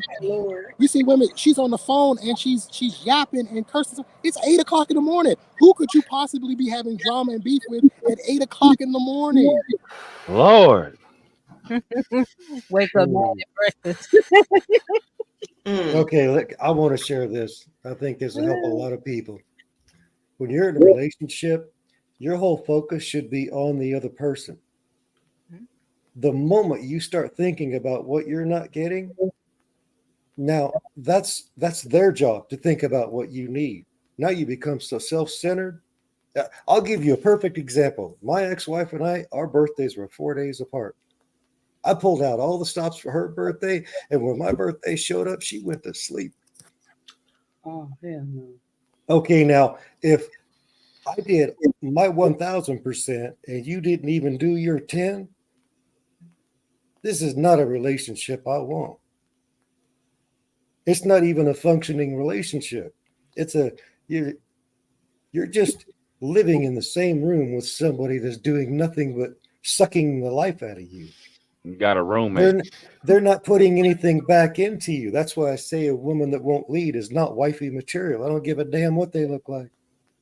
You know if what? they will not follow you, they are not wifey material. They're just a plaything.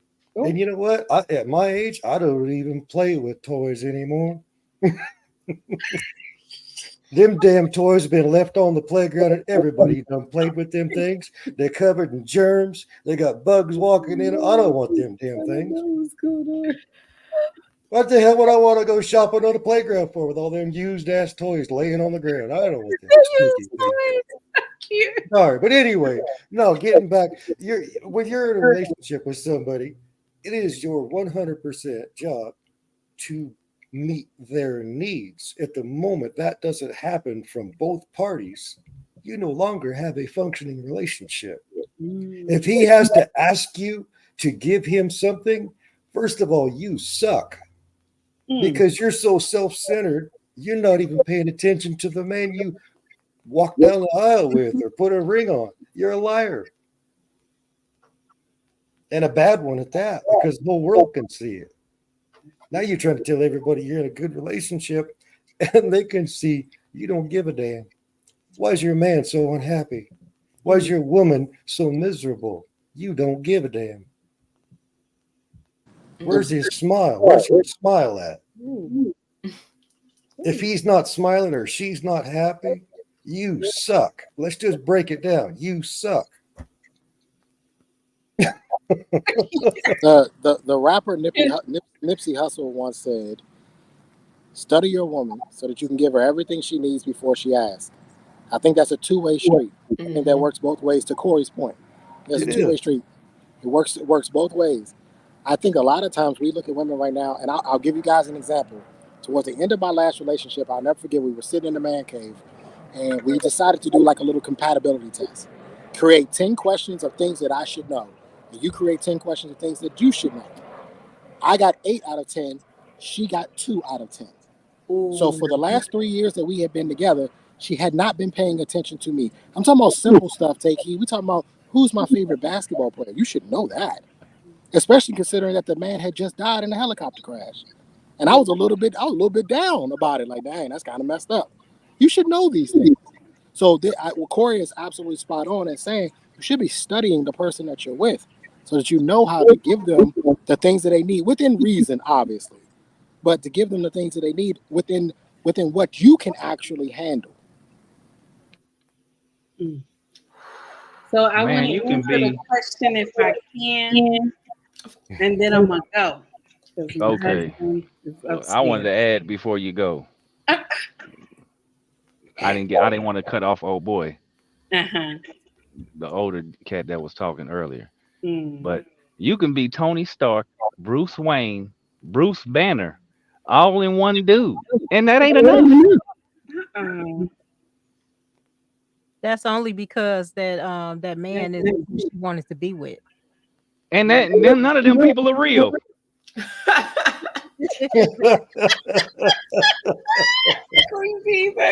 Yeah. Oh, Well, there's a saying that women walk by Clark Kent every day looking for Superman. It's true. It's true. And not even knowing that Clark Kent is the real king. They First round draft pick. That part. The I'm fact that glad they I can, got mine. the fact that they can walk by him and not notice, they're doing him a favor because they're trash. Ooh, Corey, what's going on? He throwing them gems hard. Well, you want me to Not be worthy nice? of them. Do you want the truth? I mean, I want the truth. truth. Right? the truth tonight. They The did him a truth. favor by being blind and stupid and dumb. They can't see what a real man is. They don't deserve him. They did him a favor. They did him a favor. So I want to jump in real quick, y'all. I'm gonna let y'all go. Y'all ladies, y'all doing an amazing job. Thank And you. everything. I'm so proud of y'all. Y'all doing a good job. I wanted to chime in and say this.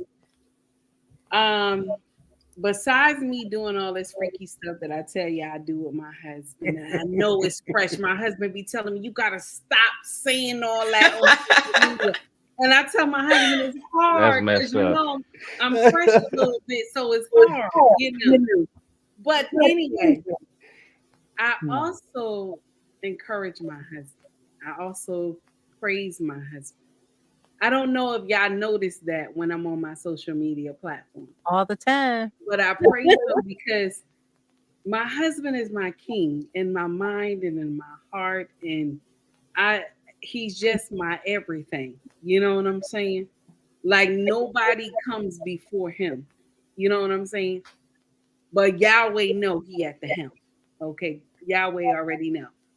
But I love my husband. And another thing that I do, and I encourage married women to do too, get you a song in your mind that when you see your husband. Get you a song in your mind. One of my songs that always play in my mind when I see my husband is He Is. He is. I don't know if y'all know love that. Heather Headley? I love that. Heather Headley, yeah. Yes. That's I love my that. That's an awesome idea. Yes. And when I play that for my king, and he looked at me, he said, "Baby, come here." And I just sit in his lap, and he said, "You always." I said, "This is what I see in you, my king. This is what I see in you. You are my everything." You know what I'm saying? And I always encourage my husband, no matter what we going through, financial hardship, anything we go through. I always encourage him and I tell him, "Baby, it's gonna get better. It's gonna get better." I even tell him when we going through stuff, I always tell him, God sees you. You know, God sees you. We always miss that part. Because the weight of the world is on his shoulders. He needs somebody to tell him that it's going to get better. And another thing too, I always encourage wives to do when he comes home and he got a hard day at work, he had a hard day, and he tell you that the supervisor has said some shit to him, and he said the supervisor ain't shit. You supposed to co-sign that shit. You supposed to say the supervisor. That's right. The supervisor ain't shit. Okay, he ain't shit. Damn it. You supposed to co-sign it with him. Okay. And when he tell you I could whoop the supervisor ass, you know he can whoop the supervisor ass. You co-sign this shit. Now wait a minute. Now listen, I didn't say make sure he do it. Now at night when y'all laying in the bed, you tell him, honey, because now you talking to him now because he calm now. When he laying in the bed, you tell him, honey, I know you can whoop the supervisor ass, but you know we need this job. And then he gonna tell you, baby, I know. He gonna calm down. He gonna touch you. He gonna say, I know. Okay? Don't correct him in mid-sentence while he going off about that job. Just let him calm down first. But you co-sign the shit. Everything he say, you co-sign. You and him are one. Y'all be forgetting that shit all the time. And then you want to go and try to be his mama. You don't be his mama. He needs you to be his wife. Okay? Somebody say some shit to him, you co-sign the shit. Damn motherfucker, that's right, damn motherfucker. Okay? Call him a motherfucker real loud. Co-sign it. Okay? And Lord. also another thing too, encourage him. Encourage him. Tell him that he's amazing. I always tell my husband, you look good, baby. You look good. You look good. Okay? I always tell him, especially when he put on his suit and everything. Okay? Put on that suit. And you know what's my favorite outfit? When he put on that USPS uniform. Shout out. Shout out to the U.S. Postal Service. Yes. I pay this mortgage up in this motherfucker. Okay? Yes. Okay? Shout out to the U.S. Postal Service. Yes. Because I'm going to tell my husband, you look good in that uniform, honey. You look good. He always tell me, girl, get out of here. I tell him you look good, baby. Okay? And don't hesitate to hug your husband. Don't hesitate to hug him. The world done beat him up already. He done came home from work. Hug him. Lay them breasts on him. Hug him. Kiss him and everything. Okay? Get him at the door.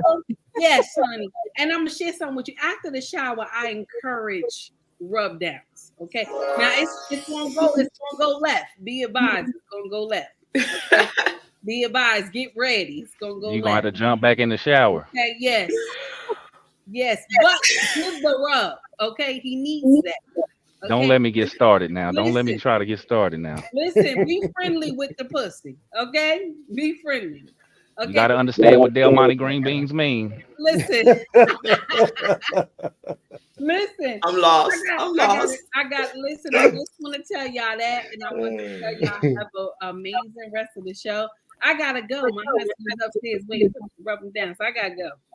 Okay. Thank you, Love Takey. y'all. Thank you. Okay? Love you. Love you. Love you. Bye.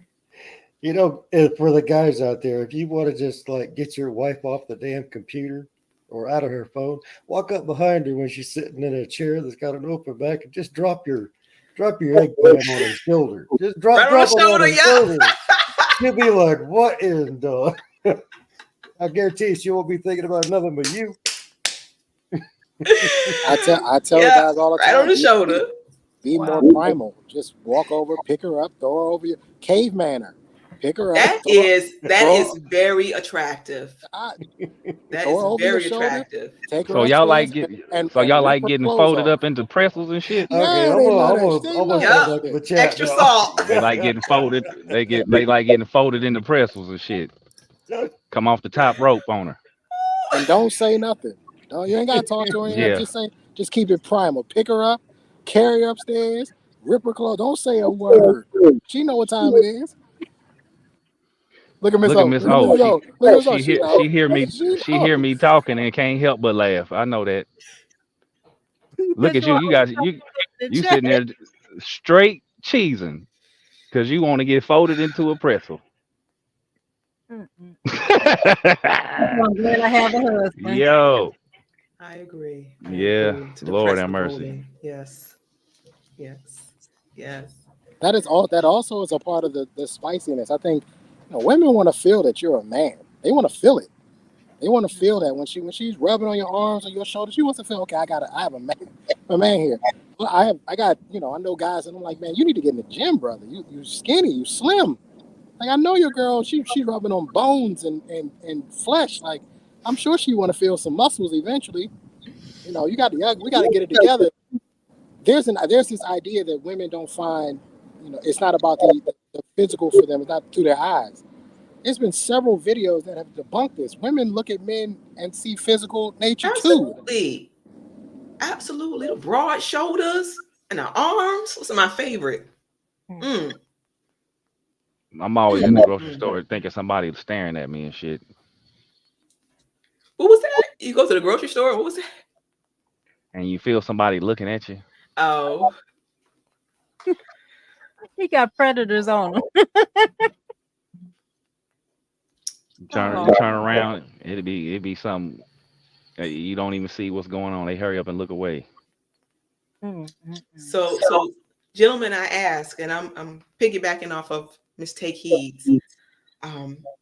She mentioned when the husband comes home and he's had a bad day, boss being a jerk, and he's venting and whatnot, and her response to her husband. Now, what if you know your husband and you know your husband is wrong? You know your husband is wrong. Should you still just wait until he calms down? And is this a normal thing? You know, your husband complaining a lot, nagging. How should a woman respond?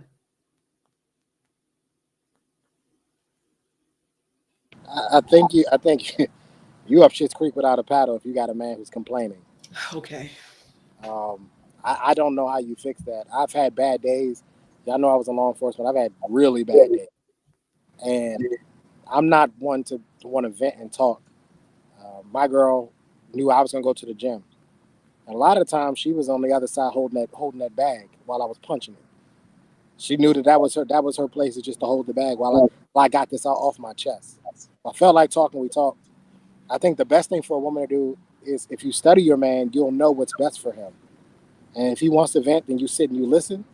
And I do think that you wait until he calms down a little bit to actually say, okay, maybe you could have done this better. This is where your femininity comes in, because you can actually say things to him that most women can't say, or anybody can say to him.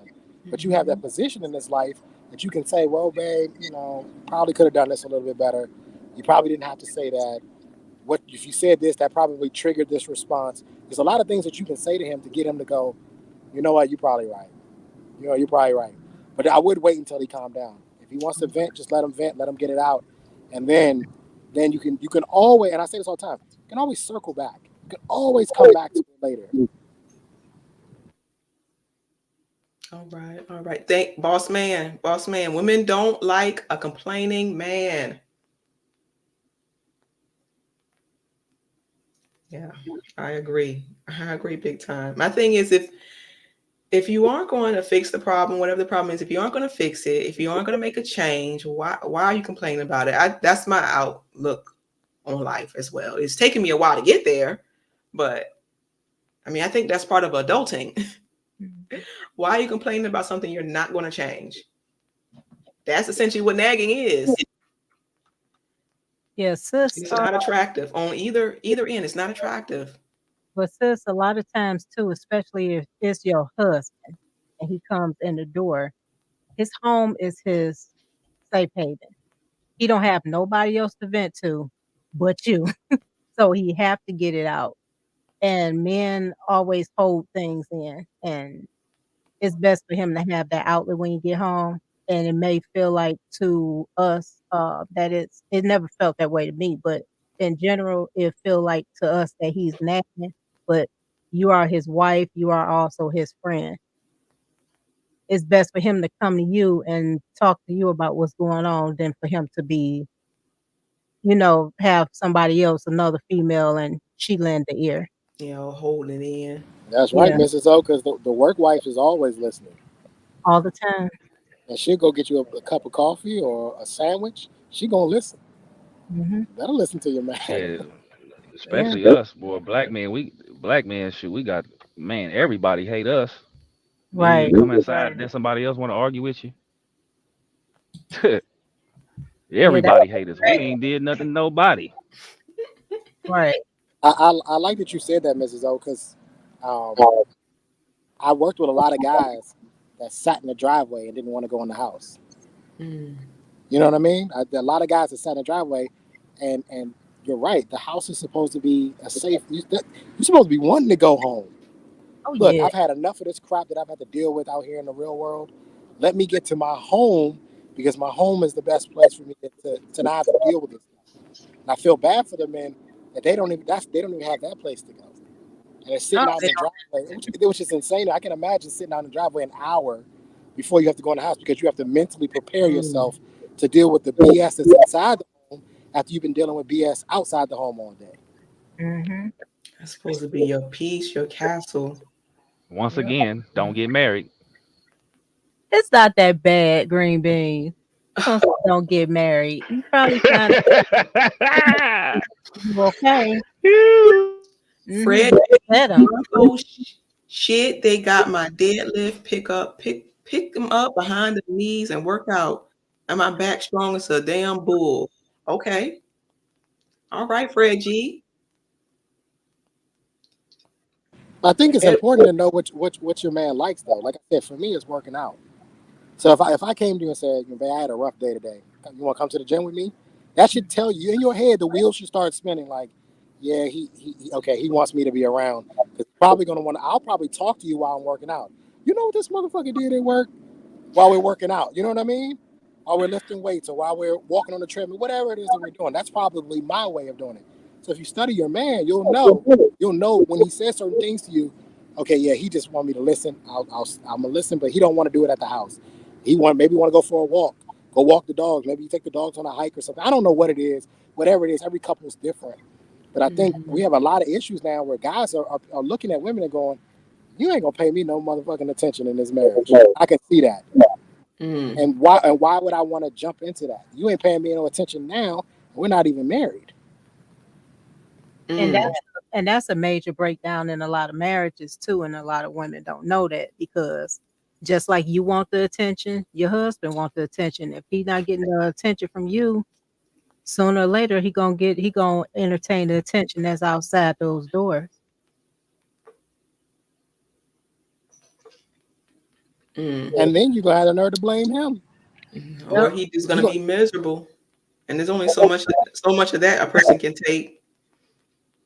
All right. There's only so much they can take. That's crazy. I think it's important that we know our partners, know what level of validation that they need. Some of us need a lot more than others. But be aware of that. Be aware of that. And however, how can I say, inconvenient it may be, because you may have your own struggles that you're going through. As a gentleman said earlier, put your partner first and everything else falls into place. And on the women's side, when it comes to us, the respect, the reverence, feed your husband's ego, give him sex, stop holding it back. You know, you was freakily in the world out there before you even got married to that man, and probably was doing that when you got with that husband before you even tied the knot or whatnot. And then all of a sudden you just like, okay, psych, and just take it away from them. And sometimes that's what men marry you for, because they want the sex from you as well. You a bonus. You actually a bonus woman when they marry you, because they look for all the aspects: the sex, the way you treat them, your mindset, your spirit. It all comes into play. A lot of times women think because these men marry them, oh, it's just because of your box. It's not just because of your box, but once they get with you and you take that away, you just did a chameleon knees on them. You just flipped the script on them. Like, you got the ring, that's all you wanted, and you just changed overnight on them.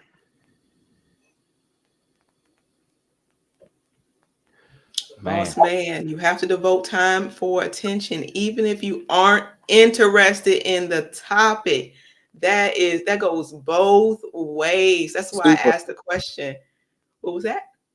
No, I was saying that's super fact. You know how many times I had to watch Real Housewives or something because she wanted to hang out and I didn't care to watch it. I didn't care to watch it. Or Married to Medicine. I didn't care. I don't want to watch none of this. But she wanted to spend time together. Or football, basketball. Yep. I isn't that a part of that compromise and sacrifice that you signed up for? Mm-hmm. Yep. That's both part. That's why I asked earlier, Trey, about they always want to talk to you when there's football on. Whether it's an issue with nagging or general conversation. Nah, I need general conversation. I don't like mute women. Mute women are annoying to me. If you don't have a thought in your head, I'm just going to assume that you're a stupid woman, and stupid women are unattractive. So I like for a woman that has thoughts and can express her thoughts and articulate them. I want you to talk, But again, there's a difference between talking and complaining, whining, and nagging. There's a huge difference between the two. But if you call me to say, And rambling. did you see Trump just got convicted on 34 counts? Yes, baby, let's have a conversation. Okay, we can talk, right? But if you call me and say, I thought you was gonna take the trash out this morning. Here we go. Just wait till he get home to take it out. Don't call him, especially at work. Now that's another thing too. Why can't the woman take the trash out herself? Wait a minute. I'll take the trash out. Right. I'm gonna call him to complain about taking out the trash. What's wrong with my hands and my feet? Now, sis, I used to hear this all the time when it comes to a lot of men. And I seen it when I was at work. They wives or they girlfriends, whatever, be blowing their phone up while they at work. Let that man work. He gotta. Sometimes a man's job is escape from home. You already nagging him at home, and then when he get to work, you nagging him. Yeah, you're not giving him no. You putting him in the corner. And where he gonna go if you put him in the corner? That stuff is crazy. Rambling, talking about a bunch of nothing that ain't getting to the point. Rambling.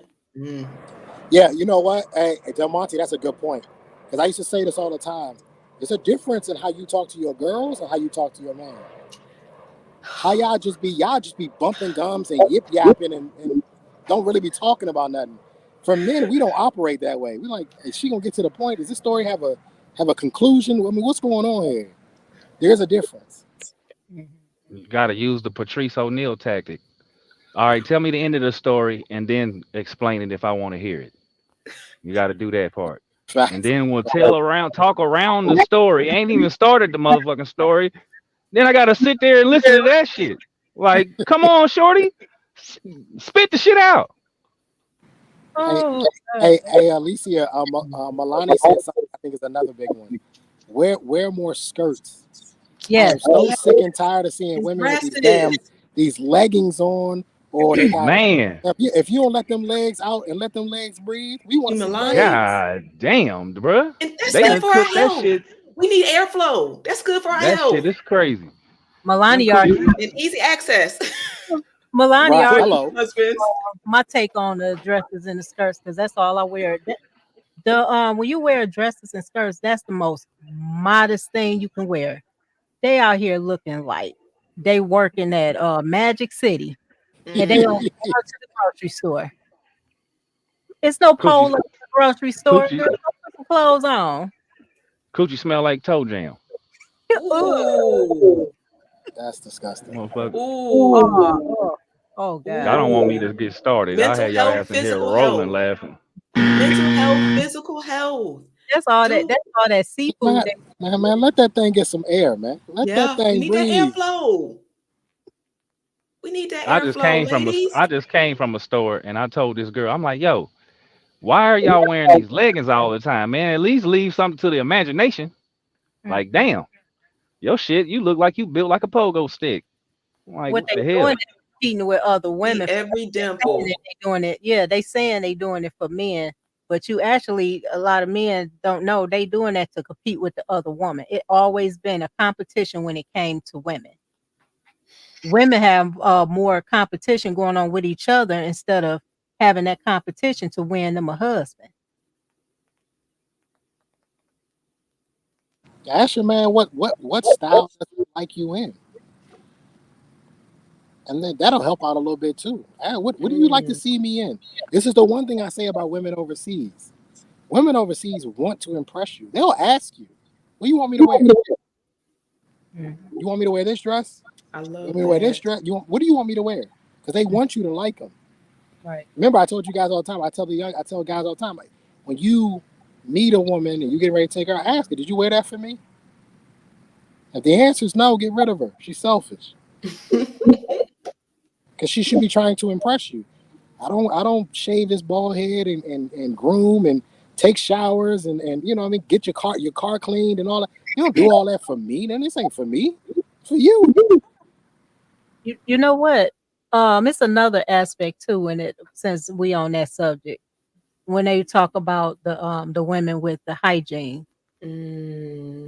Okay, ladies, use some like take heed. We had a conversation before.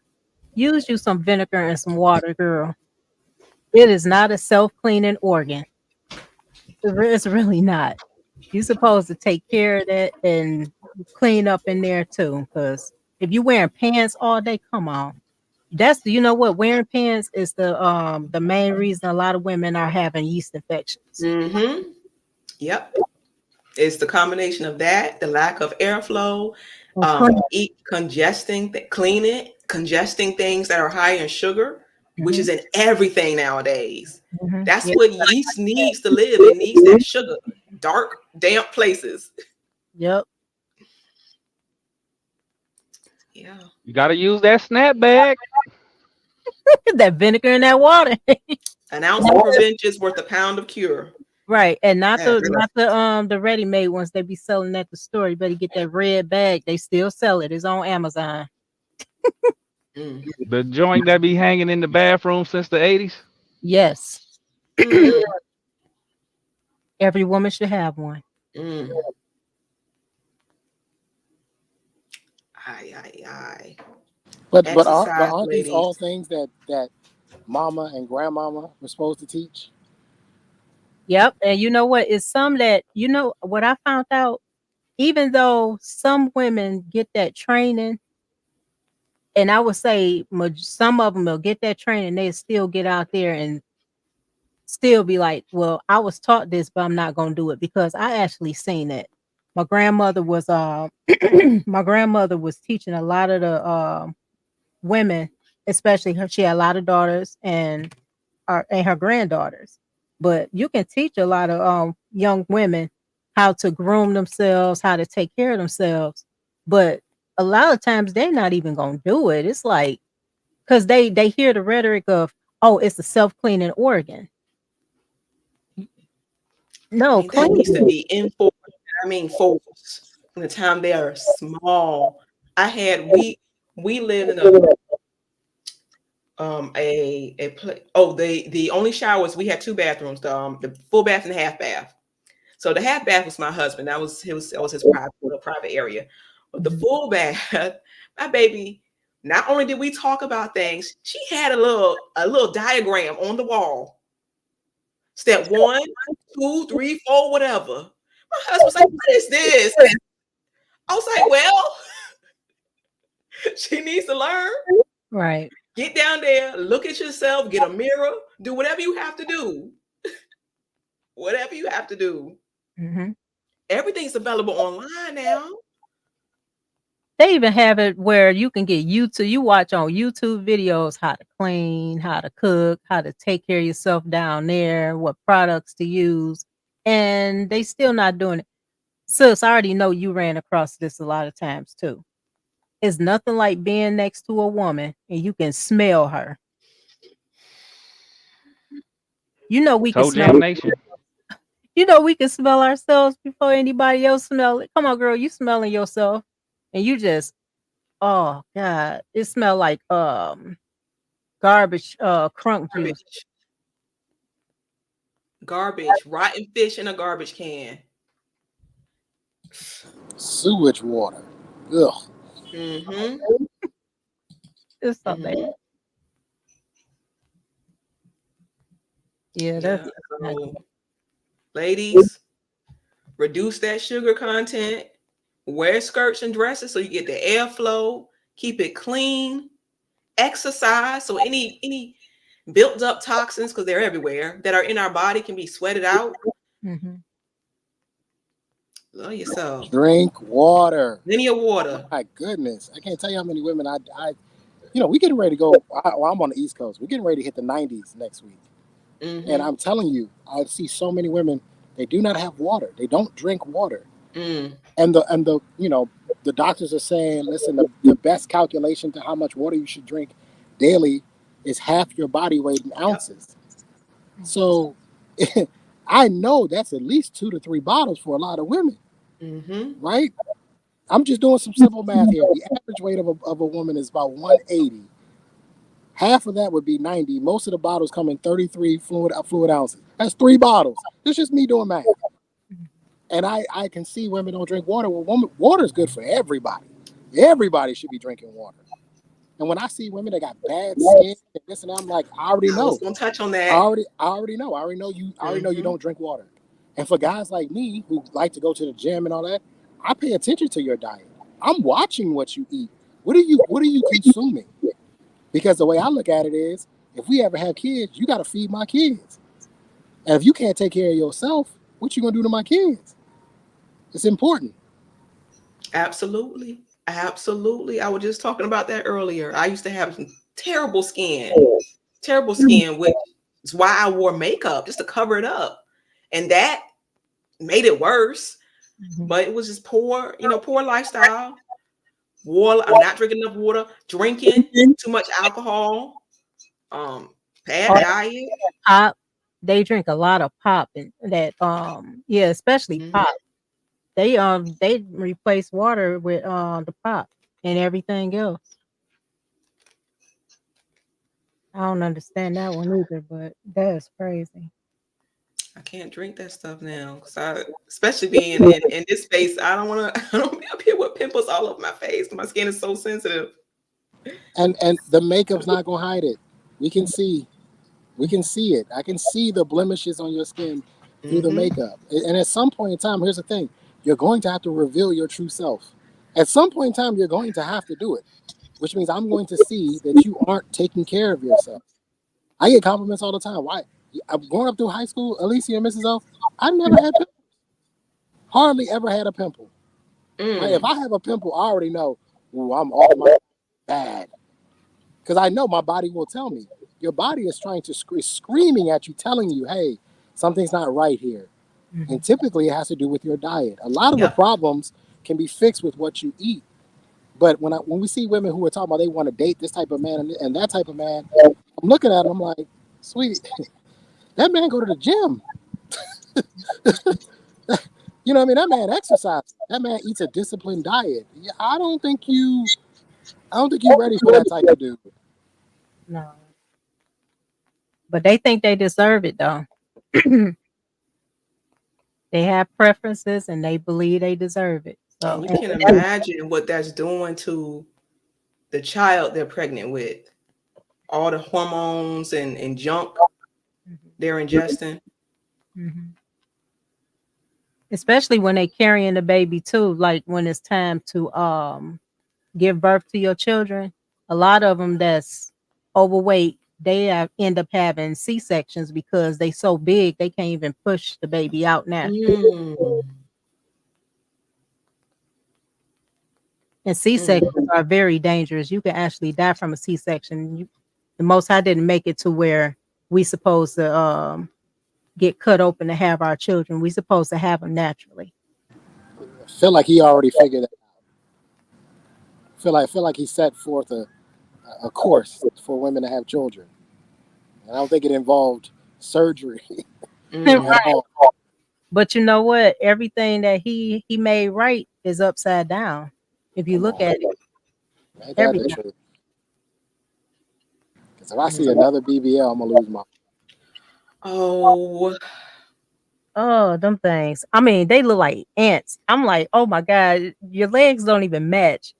I just seen one. She looked like hers was weighed at least about 150 pounds, and her legs looked like sticks. I couldn't even believe it. There's some guys going around in the gym. I seen it on YouTube. I forgot where I seen it at, on somebody's channel, and they was recording all the women coming up in there in the gym with those things. He couldn't even believe it. He was putting them on blast. They get the BBLs and then they go to the gym? Yeah. Make it look like they got the body from the gym. Or they do it backwards.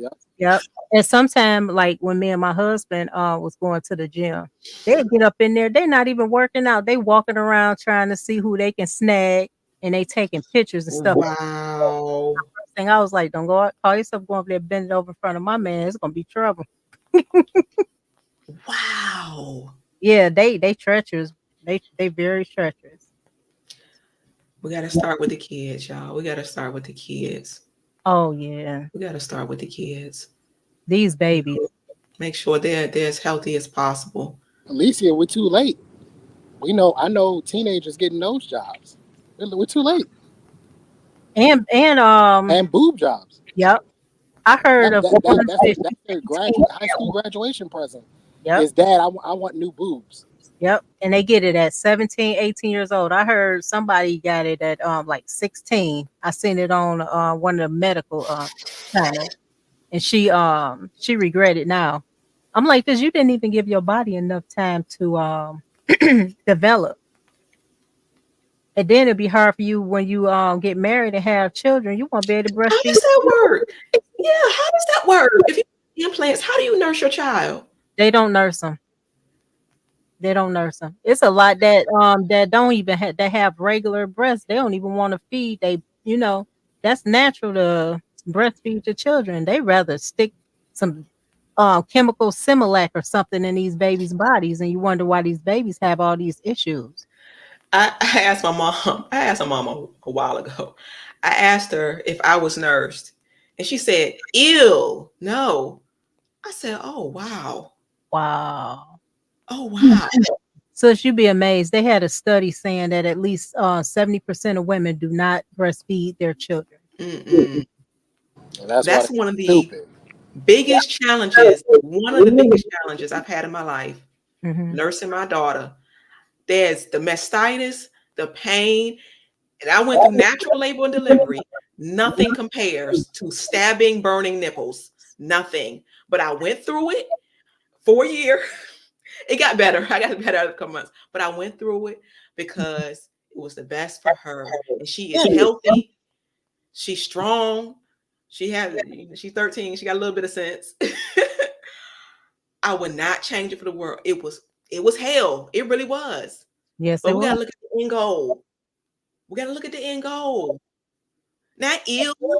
That's so selfish. Yeah, they do not do it. I didn't talk to a lot of young women about doing the breastfeeding. They was like, no, because I can't do it. But if you look at a hindsight, breast milk is free. Those formulas, you coming out of thousands of dollars. Listen, I have to say this about my ex. I heard him on the phone. Yeah, dog. We stopped. The freezer stopped. I got about 45 ounces in here. She making some more right now. She's pumping. Yeah, we good. Cause his first baby, he had to buy the formula for, and he shared with me how expensive that was. It is. Now it's like for one can, sis, it's like almost $50 at a powder. The little canisters? Yeah. Oh, crazy. Back then, I had my kids like 93, 94, 96, and 98. Back then, they was $20. I said, I wasn't paying no $20 for I didn't even do the diapers. How long does that last? It don't even last long. And then even with the diapers was expensive. They was getting Mrs. O, I literally just looked it up. A 30-ounce can of Similac is $58. How are we going to get ahead with that? That's why they jump to some of them will go to WIC and get them, try to get into that program or whatnot. That's the only way they can afford it. Poison physically and financially. But you know what? They closed that plant down a while ago. The Similac plant said that it was some kind of chemicals going around and it was causing it was cancer causing. So they closed it down. They opened back up now. It was all on the news. You heard what was going on with that place, and you still continue buying and giving your baby that poison. That's laziness. Actually, lazy. That's neglect. You neglecting. That's child abuse. Because you feeding your baby's poison. And here's the other thing. A lot of y'all women don't know your breast milk is actually big business. You can actually make a pretty good dollar off that. That is called liquid gold, Trey. Yep. It's like $25 for an ounce. Yep. And I know bodybuilders that will pay a lot of money for some breast milk. Yep. Fetish too. Yep. I was definitely going because I excess. I was definitely going to do that if I had a second child. Mm-hmm. Call me a cow. I'm gonna sit right up here and just pump it out. We're getting paid. Getting paid. Wow. Yeah, And you know, there's a lot of women who donated as well because it's the healthiest for us. I mean, it's made for us. It's made exactly for us. Somebody say COVID ran up the prices. No, I can believe that. Breast milk? I can believe that. No, of everything actually. We know you do that shopping for these kids and for your family. Next thing I was looking, I was like, it's like you spent $100 and it seemed like you only spent 20. I'm trying to grow some food in this little spot that I have in the backyard. I tried last year, it didn't work out. So this past year, I've been focusing on building up the soil and just trying to get the soil as healthy as I can with composting and whatnot. So when we planted this year. Well, my daughter did that. Yeah, she did all of it. Yeah, she planted this year. She said there were lots of bugs and worms and whatnot. So that's a good sign. That's a good sign. That's a great sign. That's healthy. Yeah. And she learned last year. Yes. And I can't wait. I can't wait till it grows and to see her face. Because she's been monitoring mostly. I've been busy. But to see her face. Yeah, my dream, the plan is to move to a homestead, start my own homestead. What? I want chickens and geese, ducks. I won't. Goat. I don't want any animals. I don't want any animals. I want animals. I may rescue some, but not. I need something to do every morning. Otherwise, I'll just be sitting on a big piece of land. So at least if I can get up and go feed the chickens and all that, it'll give me something to keep me active. But that's the end goal. I may do a little bit more traveling, but after the traveling, the end goal is to buy a nice big piece of land and give me a riding mower. You know what I mean, and just live. Yeah. I'm dead serious about the peace. And that's why I said, man, if these women aren't bringing peace, listen. A lot of women are attractive. There's an overabundance of attractive women. Women being attractive isn't the issue anymore. That's not the problem. The problem is that men want to know that you're not going to give them a damn headache. I don't want a headache. And I want to be able to live my life peacefully. I'm about halfway through. I'm 39. I'm about halfway through this thing. I'm not going to let you sabotage the back end of my life with your nonsense. It's not going to happen. And there are women who want the same. No drama. Yeah, that's that is crazy. That is nuts. That just bringing drama onto somebody is just. Why would you even want to stress people out? Especially, it's unnecessary. They can't help it. They can't help it because they're not right. They're not right mentally. Who's that? Milani was saying she's going to move off grid. Where did I look?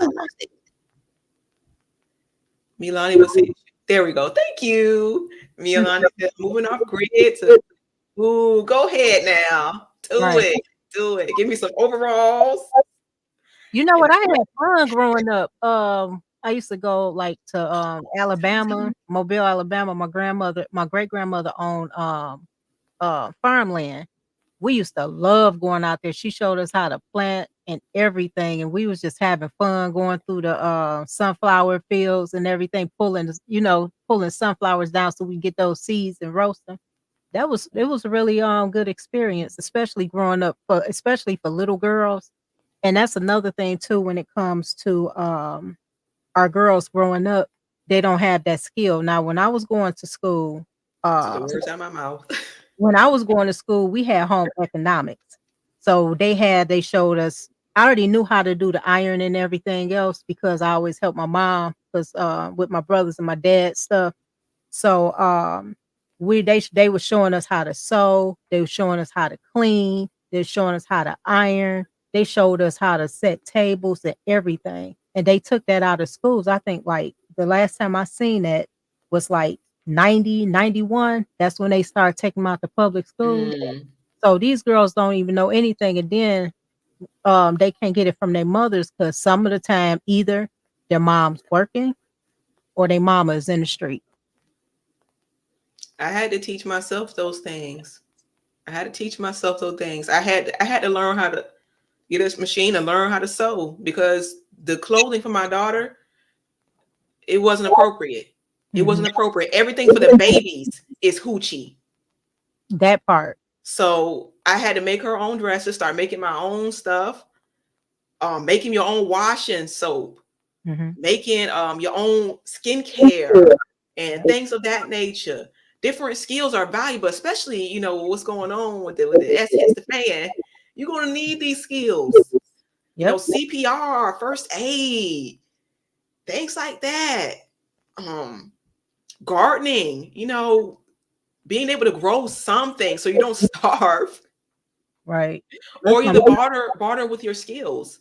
Right. You know? It's gonna be a lot of people suffering because they don't even have that skill to even plant a seed, not one seed.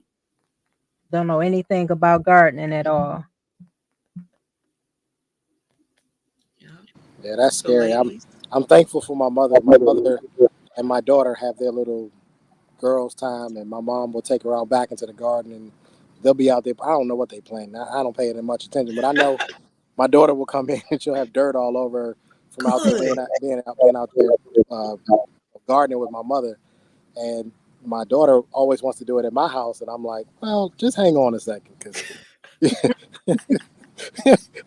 house isn't quite. Tray. Well, no, it's not that. It's just my house isn't as equipped for dirty kids as my mother's house is. So I try to keep it. I'm a little bit of a neat freak. So I try to keep a clean house. So I bought her a bunch of like potted, like those big like cedar wood potted boxes, and so they're above ground. Raised garden beds. Raised garden beds. Yeah, there you go.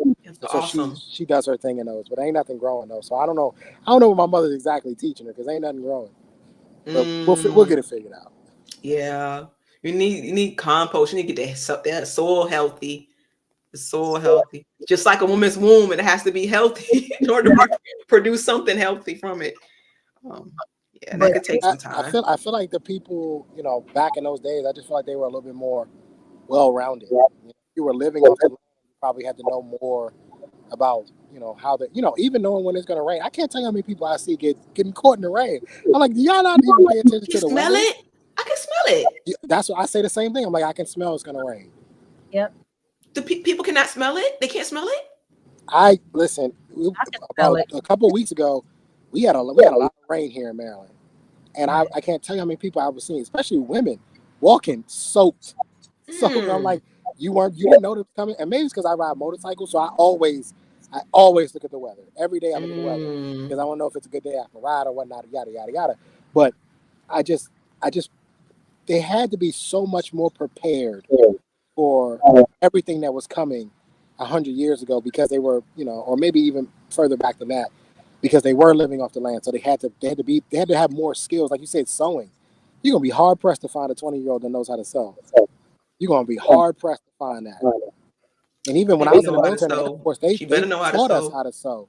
They made us learn how to sew in the Air Force, right? They told us this is a skill you would need. But, you know, walk up to a 22-year-old right now and ask.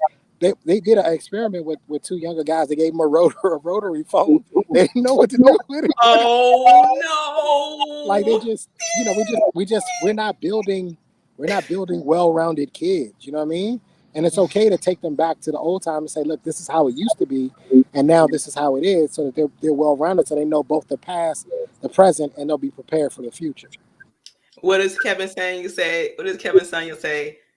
Do you have a cookbook? Now I have a lot of recipes, but I never thought to put them in a cookbook. So I got one a while ago. Because they don't even know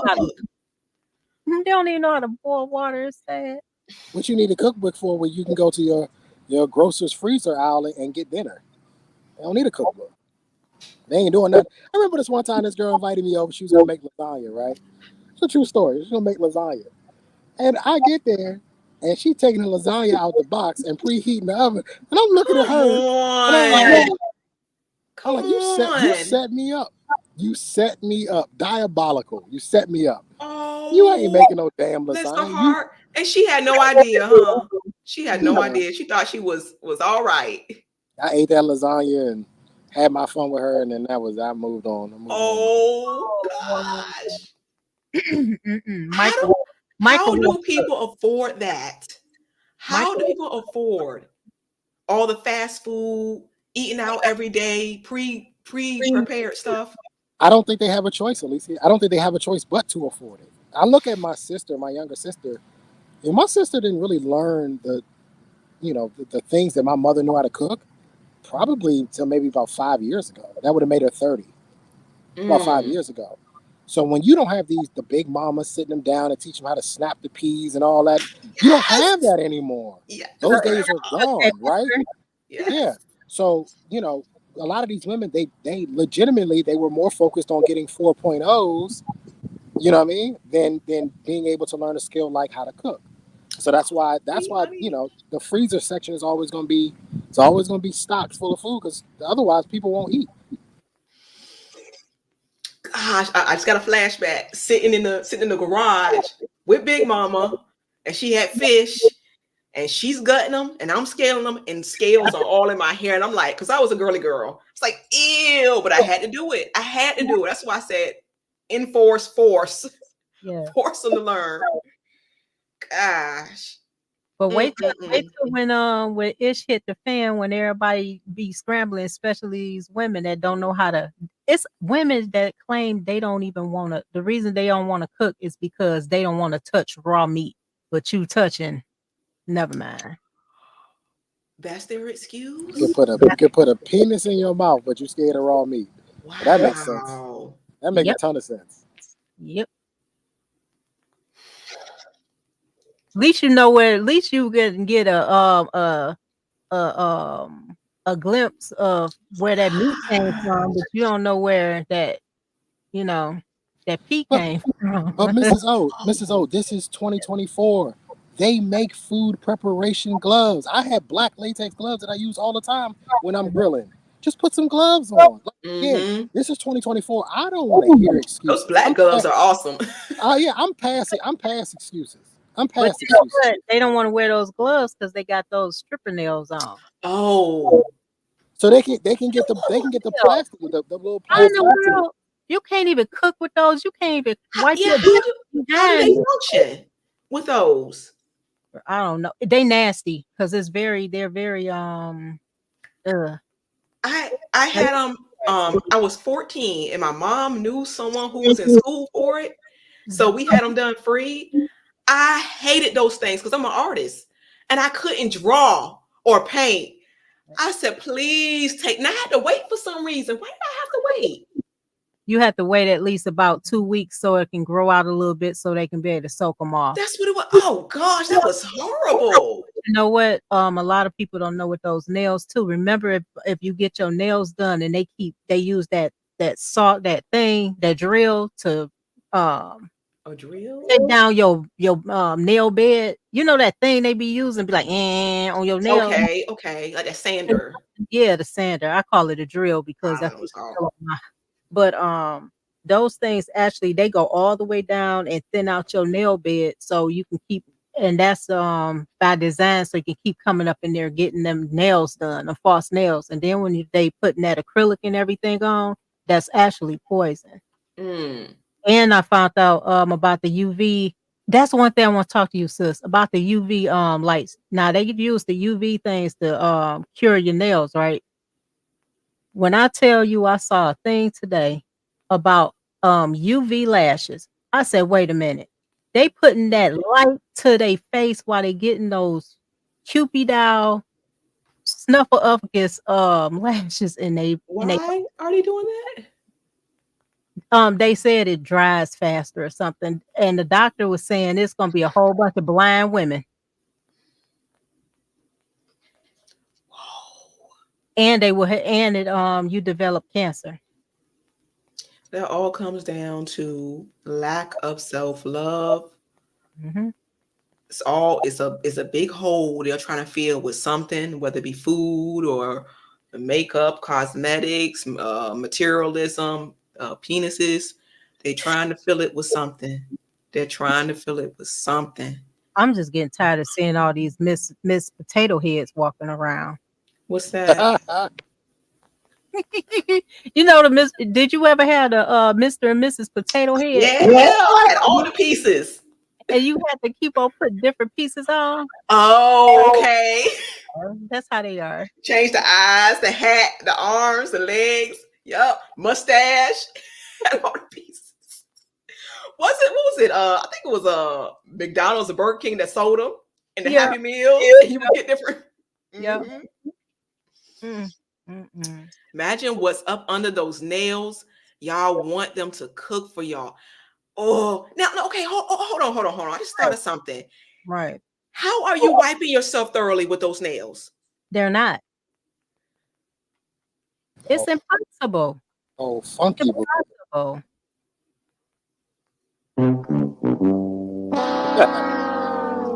Just stanky booty. Just and then I'm looking at some of the like when I was like I said, I was a tomboy. So I used to mess with my male friends that stayed in the neighborhood. And I seen these girls with these long nails. I was like, ugh. And I was like, you know what's all under their nails? They tell me something, but they cute though. I said one day tell her to turn them around and look under there and see what you see in there.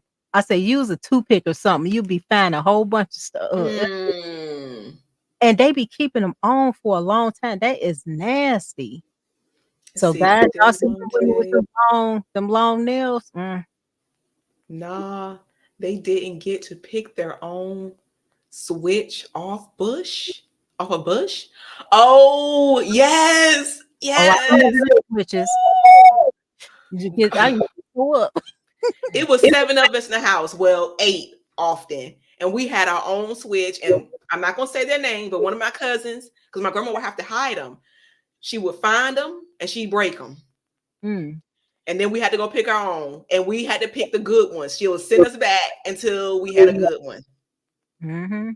Thankfully, I was fairly well behaved, so I didn't get to switch too often. I did get a flip-flop from time to time. The memories of getting disciplined, but guess what? It helped. People was like, "Oh, that's good. I used to be abused back then." I hear this now. I'm not gonna whoop my kids because back then, y'all was abused. I'm looking like, no, it was chastisement, and we actually need it. Look at these kids now. They don't get disciplined or anything. The parents is actually rewarding them more than disciplining them. And look what's going on. A lot of these kids don't even know how to read. And then I found out they don't even know how to write cursive no more. I was like, wait a minute, they don't do cursive in school no more. It's like they dumb me down. All they know is like text, text and little. They have several books about that. The dumbing down of America. The dumbing down specifically of black children, but the dumbing down of America. It's dummy down, all right. We got somebody on the panel. Can you ladies hear me? Hello. Yes, how are you, sir? Yeah, I'm good. I have no idea how this sounds. I'm on my MacBook right now, so how you ladies doing tonight? All right, and you? Very well. You sound fine. Fine. Okay, cool. How's the day been treating you? It's been pretty good. I've been struggling with these doggone computers. I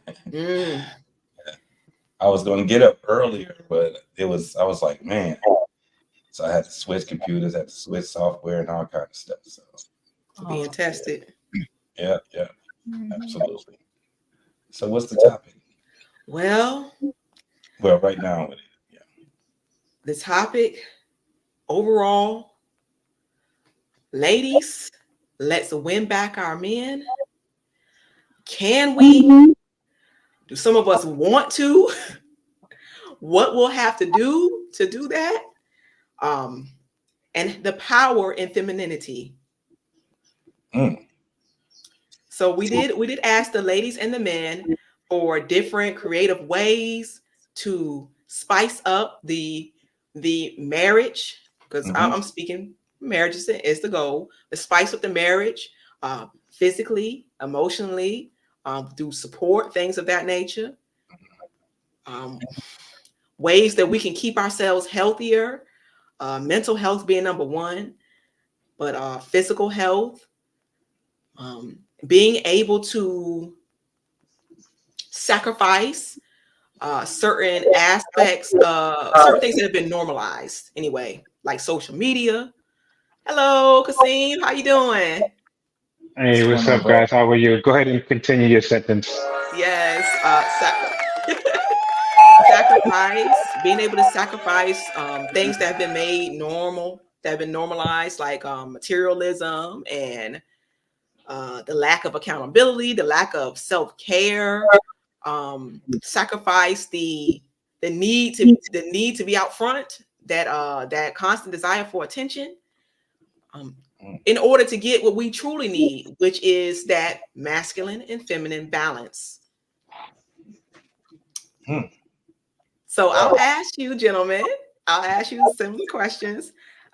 What are some things that you can what are some things that you can do or have done, or creative ideas you have to spice up the marriage mentally and physically?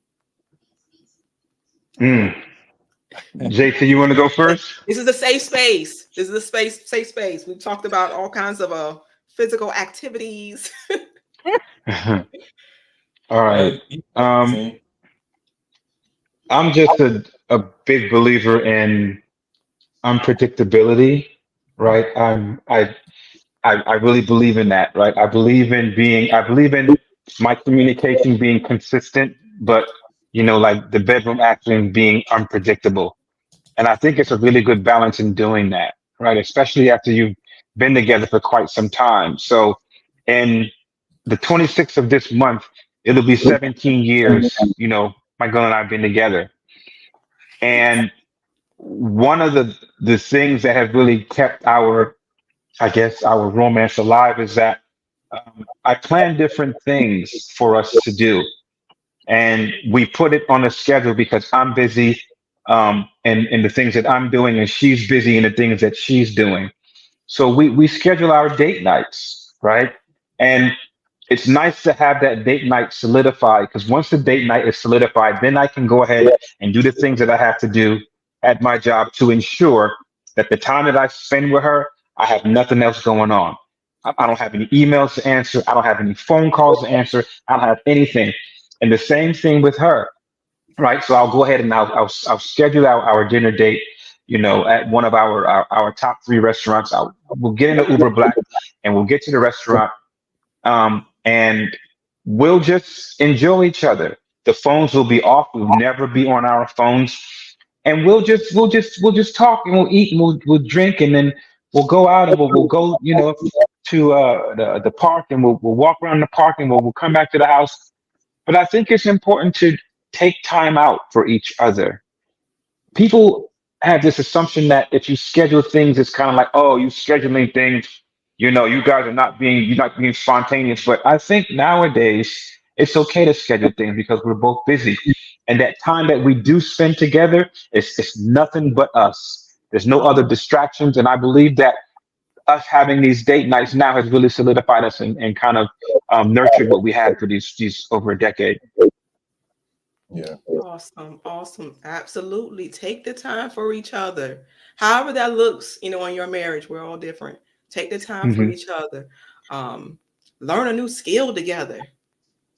I wanted to go, had the opportunity to go build a little mini house once. To go build a little mini house. What a wonderful skill to have. And I'm not going to bring him into it. But he was like, I mean, come on, do something different, because the clubs, the partying, that gets old really fast. You've done all that when you were dating. And Kasim, you said 17 years. As time progresses, you need to expand your horizons. Absolutely. Thank you. JT, got something to add? I would say that, planning, being spontaneous, kind of doing both. Absolutely. Learning new skills together, building something together. Also, even if it comes down to if you got kids or whatever, kind of get them involved a little bit too. We don't take a lot of time out with our families anymore. So definitely be when you are going out, like I said, the clubs and stuff. That's, especially once you start getting my age, it's that's not even a thing anymore. So yeah, I'm a big park bike rider. When I do get the time to actually get out there, I take some time off. When I take time off, I take time off. It's not no 1 day, 2 days. I'm gonna take a week or two. I've never been on a cruise. So Same here, never. I try to find things that I haven't done. And when you've traveled a lot, you get, traveling to me is cool. But when you do it a lot, especially ride planes, I'm not really big on flying anymore. It's just the TSA, the hustle and bustle of it, but you still got to get out there and do it. So also when it comes down to your spouse, even when you don't feel like doing it, sometimes it's cool if they really want to do something that you're not really, big on doing. Sometimes I'm one of those guys, I'm a homebody, so it takes a little bit, for someone to say, okay, let's do this. And then they want to, how you women are. Once you got your mindset on doing a lot of things, it's like, oh, you want to do it. We just, I don't want to be be like, we did that already. You know what I'm saying? So it's a lot of times where I just be like, okay, she want to do this. And I just go ahead and do it. And guess what? Lo and behold, I end up having a good time anyway. You know what I'm saying? So you'd be surprised. Try to get out your comfort zone, because I'm one of those dudes where once I'm in my comfort zone, I like to, when I relax, I like to relax. A lot of people are like, well, what do you want to do today? Nothing. Literally nothing. Sometimes it's just that, that type of thing. And sometimes that can be a really good thing. Yeah, to reboot. Yeah. Reboot. Mm-hmm. Yeah, and I'm saying together. Sometimes you just, all right, she over there reading a book. I'm over there just probably on the computer or doing something or whatever it is. But then, especially if you have those days where, like me, 9 to 5, 5 days a week, and then I got a lot of other stuff that I be doing too. So like the weekends sometimes just not my weekends. So when I get a chance to have them as my weekend, I just like to chill sometimes. Nothing wrong with it. Absolutely. You need to be able to reset, to disconnect and reset so we stay sane. Yes. There's a lot going on. There's a lot going on outside your home too. It's it's like you just want to be home because there's nothing but problems and trouble, and you don't know what's going on. All these hoodlums are. It can be, yeah. This world is something else. I done seen so much road rage in the past 3 years. I've never seen things like this. Total strangers, Right. So yeah. Yeah, they shooting all on freeways, especially here in Michigan. So I'm right there with you. I'm in Michigan. Oh, okay. About 75 and 95, I-10. Once 96 it just happened not too long ago. Yeah. It's crazy. Yeah. Absolutely. Random too. Just you're like, wow. So, yeah. And JT, you mentioned something that's very near and dear to my heart, but spending time with the family. Now, Miss O. Yeah. Miss O. Even before I was married,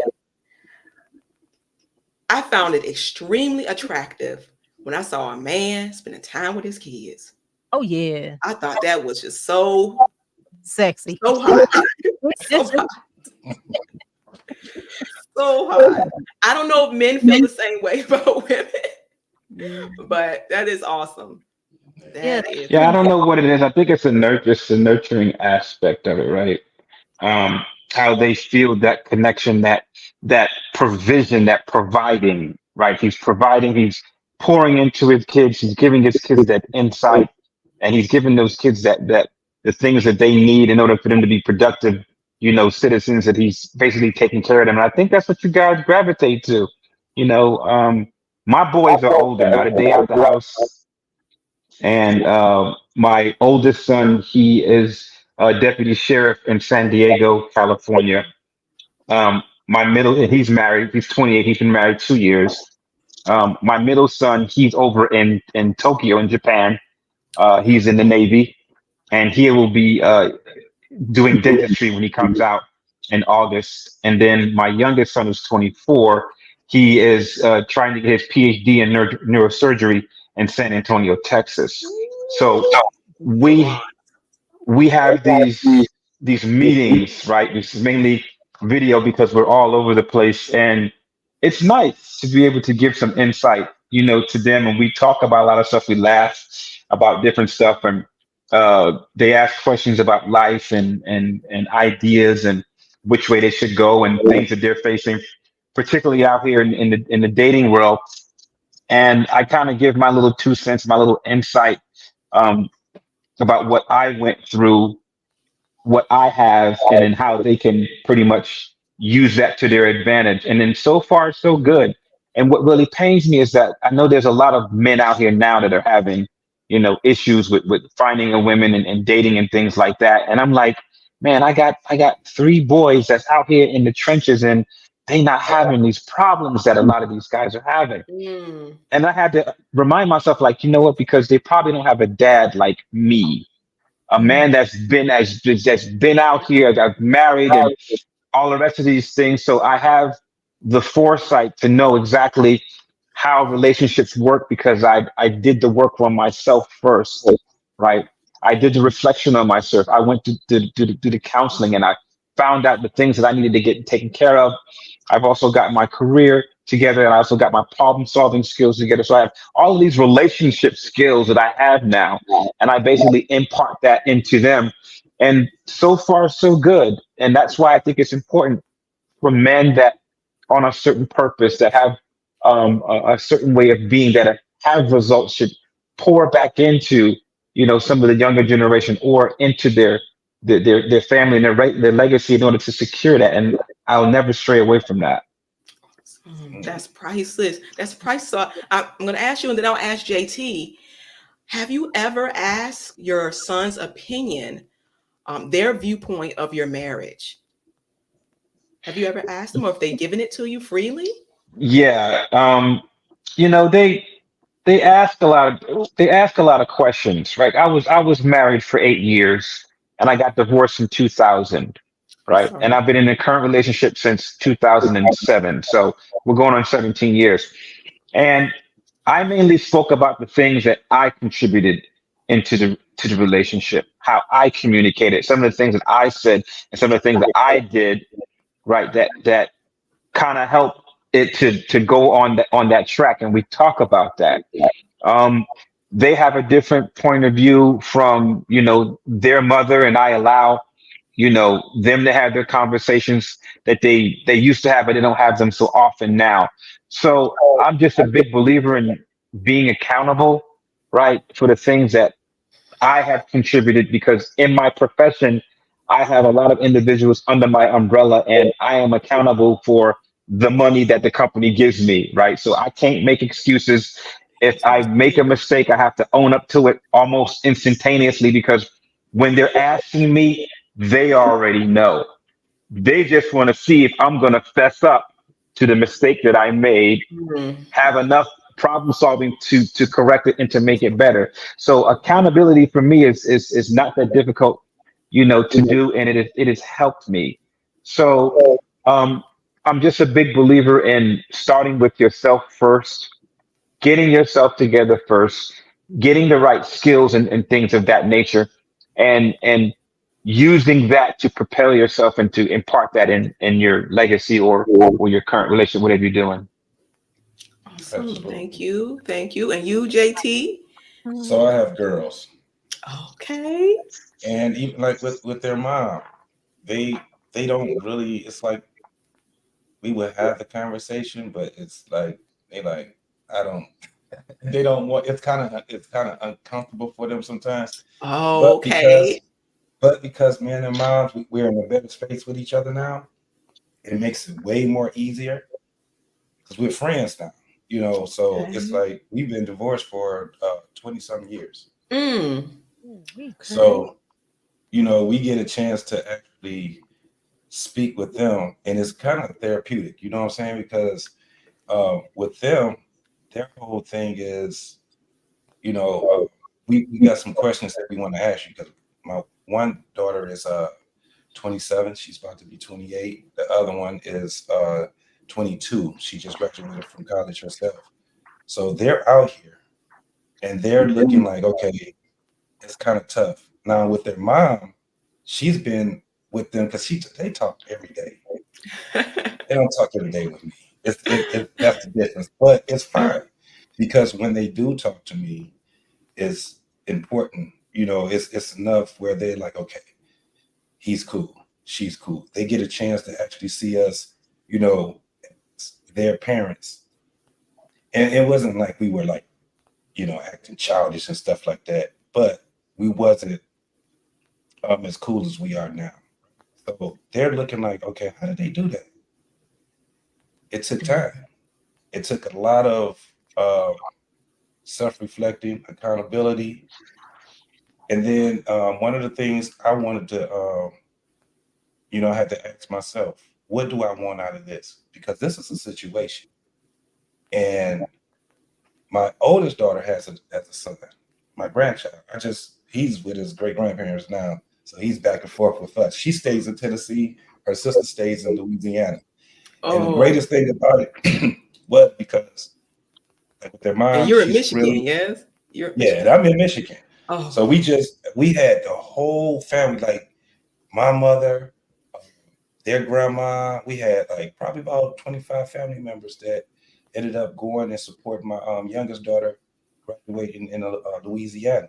So we had a huge family thing there, and it meant the world to her. So with me, one of the things that I had to learn with them being adults, I'm like, okay, I have to get them to a point where they have to come closer to the family. And I figured it out. It was through myself and their mom. So what I do with the kids is, because I don't speak every day with them, Sunday is our day. Video chatting, we on there. And not only do I grab my daughters, but I get my uncles, my mom be on there, you know, my brother, get cousins that they didn't know, you know what I'm saying? And link everybody together. And it's crazy, it's amazing, because my daughters, they gravitate to their family. Even it don't matter if they just met them that day. They all, you know, exchange numbers. They all end up, and I got daughters that get out and travel. They go. My youngest, she would get in the car in a minute and be going. She's all the way in Louisiana. She was gonna make her way to Tennessee to her sister. Her and her sister were very close, you know. And then, you know, my grandchild, my oldest daughter, she want him to be surrounded by family. So they're trying to also, you know, keep that men in our family and make it a lot better. And it's through the relationship that they see me and their mom have, right? We call each other up. Hey, we got something going on here. Hey, how you doing today? You know what I'm saying? It's kind of like that type of a synergy that we have. And we learned early, you know, from earlier in our relationship that that's what it's going to take, is for us to be as, you know, involved in their life as adults just as much as we were as kids. Okay. And, you know, it helps everybody. It helps everybody. So family is definitely important. Absolutely. Yes, sir. Yes, sir. That's what it's all about. Our relationships. That is what it's all about. Absolutely. Everything is a relationship, and relationship is actually a school. That's what it is. And you never graduate from it. Oh, school. Yeah. Yeah. Constantly learning. Learning. All the different skills, the tools. Absolutely. Yeah. Absolutely. Yeah. So I have a task for you all. You want to know the comment saying the hand that rocks the cradle rules the world. What does that mean to you all? In the chat as well, please don't be shy. What does that mean to you? The hand that rocks the cradle rules the world. we're discussing the superpower of femininity. So what does that saying mean to you? The hand that rocks the cradle rules the world. Um,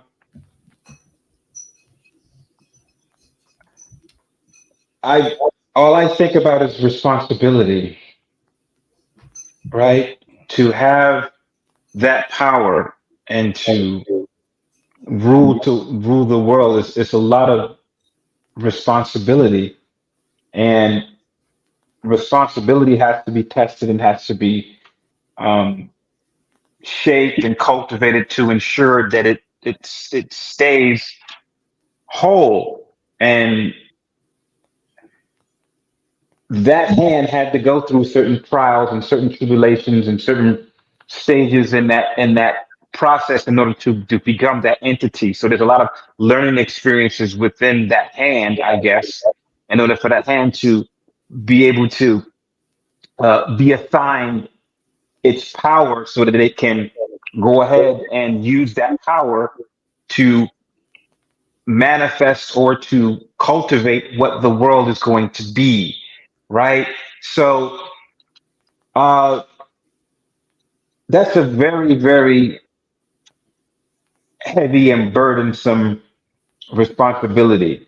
It is. It's a And responsibility. It's an honor. It's yes, sacrifice. Mm-hmm. and it's not given to all, but just a small few who have taken it seriously, understand what that role is, understand all of the aspects of that role of being the leader that's going to ensure that I'm accountable for everything that goes on because of what I have been charged to do and what I qualified to do and what I was anointed to do. So um, I just see perseverance. I see softness. I see firm. I see compassion. I see um, a little bit of guidance and nurturing, right? Because I'm a big believer in you can be firm but yet compassionate. Because every now and then there's certain ways of you communicating and getting things out that has a sense of urgency to it, and a firmness has to be done, but also there's another flip side of that where it could be done kind of like compassionately, and it's a skill set that I believe that helps individuals, especially leaders, because there will be some times where a lot of emotions are running high and a lot of different things are coming your way, and you have to be able to compartmentalize that and separate the emotion between doing what's right, but also what's necessary. So that hand that rocks the cradle is a very heavy hand, and only a few can have that power.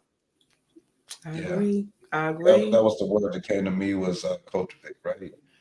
Um, that is it is a heavy responsibility, right? It's not something that you're going to be looking for, um, you know, a positive outcome because you're working towards that. But it's a continuous thing, right? At some point, you're going to have to get the torch off. So you're working to cultivate that. So the whole thing is rocking the cradle. Is to cultivate the young so they can be adults and they can, follow suit. But very few people will be able to do it because the one that is appointed and anointed to do it, they understand it. They understand that task. And what they're doing is for the greater of good. It's not a individual thing. It's a communal type of thing. Mm-hmm. So it's not, roses and all these different things. It's like each and every year that there should be some other person to take that task on, right? But nowadays you have so many people that are so individualized where they're just looking for something to get an outcome. You don't have to look for an outcome when you're working towards it because the outcome is going to be for the greater good. It should be continuous. Absolutely. And you know, when I look at older folks, right? They would tell you their whole life if you let them. I'm talking about, I have a grandfather that's 97. He'll be 97. And my grandfather, that's what he would do, is talk. You know why? Because he doesn't have a lot of people that he talks to anymore. He outlived all of those folks, marriages to best friends. So when he get a chance to talk to what he would consider to be the youth, you might as well sit down, get you some coffee or something, because he's going to tell you something. My grandfather sat at my house. We need him. Yeah, he sat at my house for a week. I had him here for a week. And when I sat down with him, every time, it was no less than 2 hours. Yeah. I couldn't say a word. I love it. I love it. Pop, pop. Yeah. So, and I'm talking about just listening to him. He reflected from being 5 years old all the way up to the marriages and relationships. And just by listening to him speaking from 5 on up, I seen me. I was looking and I couldn't, you know, how it's just sometimes you have those moments where it's just so surreal, where there's nothing that you can say. And that's what I was for that. Yeah, that week, it was just so, I didn't even expect it.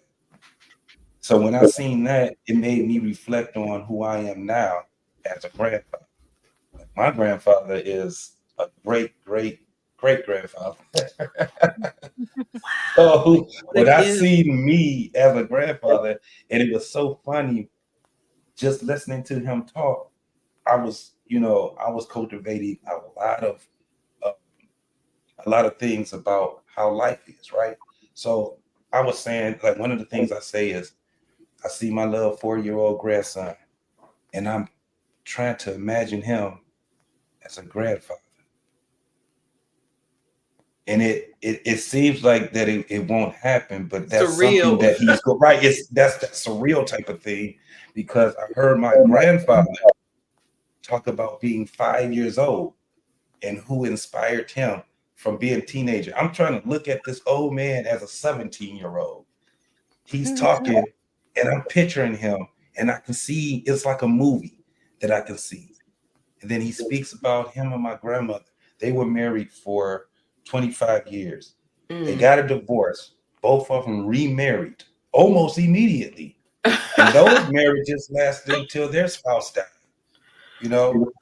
And it was like, one marriage was 25 years, another marriage was 40 years. I'm like, wow. So just listening to him, and then I look out here in the world, and I'm in the world. It's a surreal type of thing where it's like, wow. So what Kasim is saying is that very few people would ever be anointed compared to the people that we have out here. You know, so that's why when we hear a lot of people talking about relationships, we hear mostly failure, right? Because I look at relationships now like baseball. It's like a game of failure. And what people are doing are comparing the ones that's doing worse than them. If you know anything about baseball, you would know that, you know, most people strike out.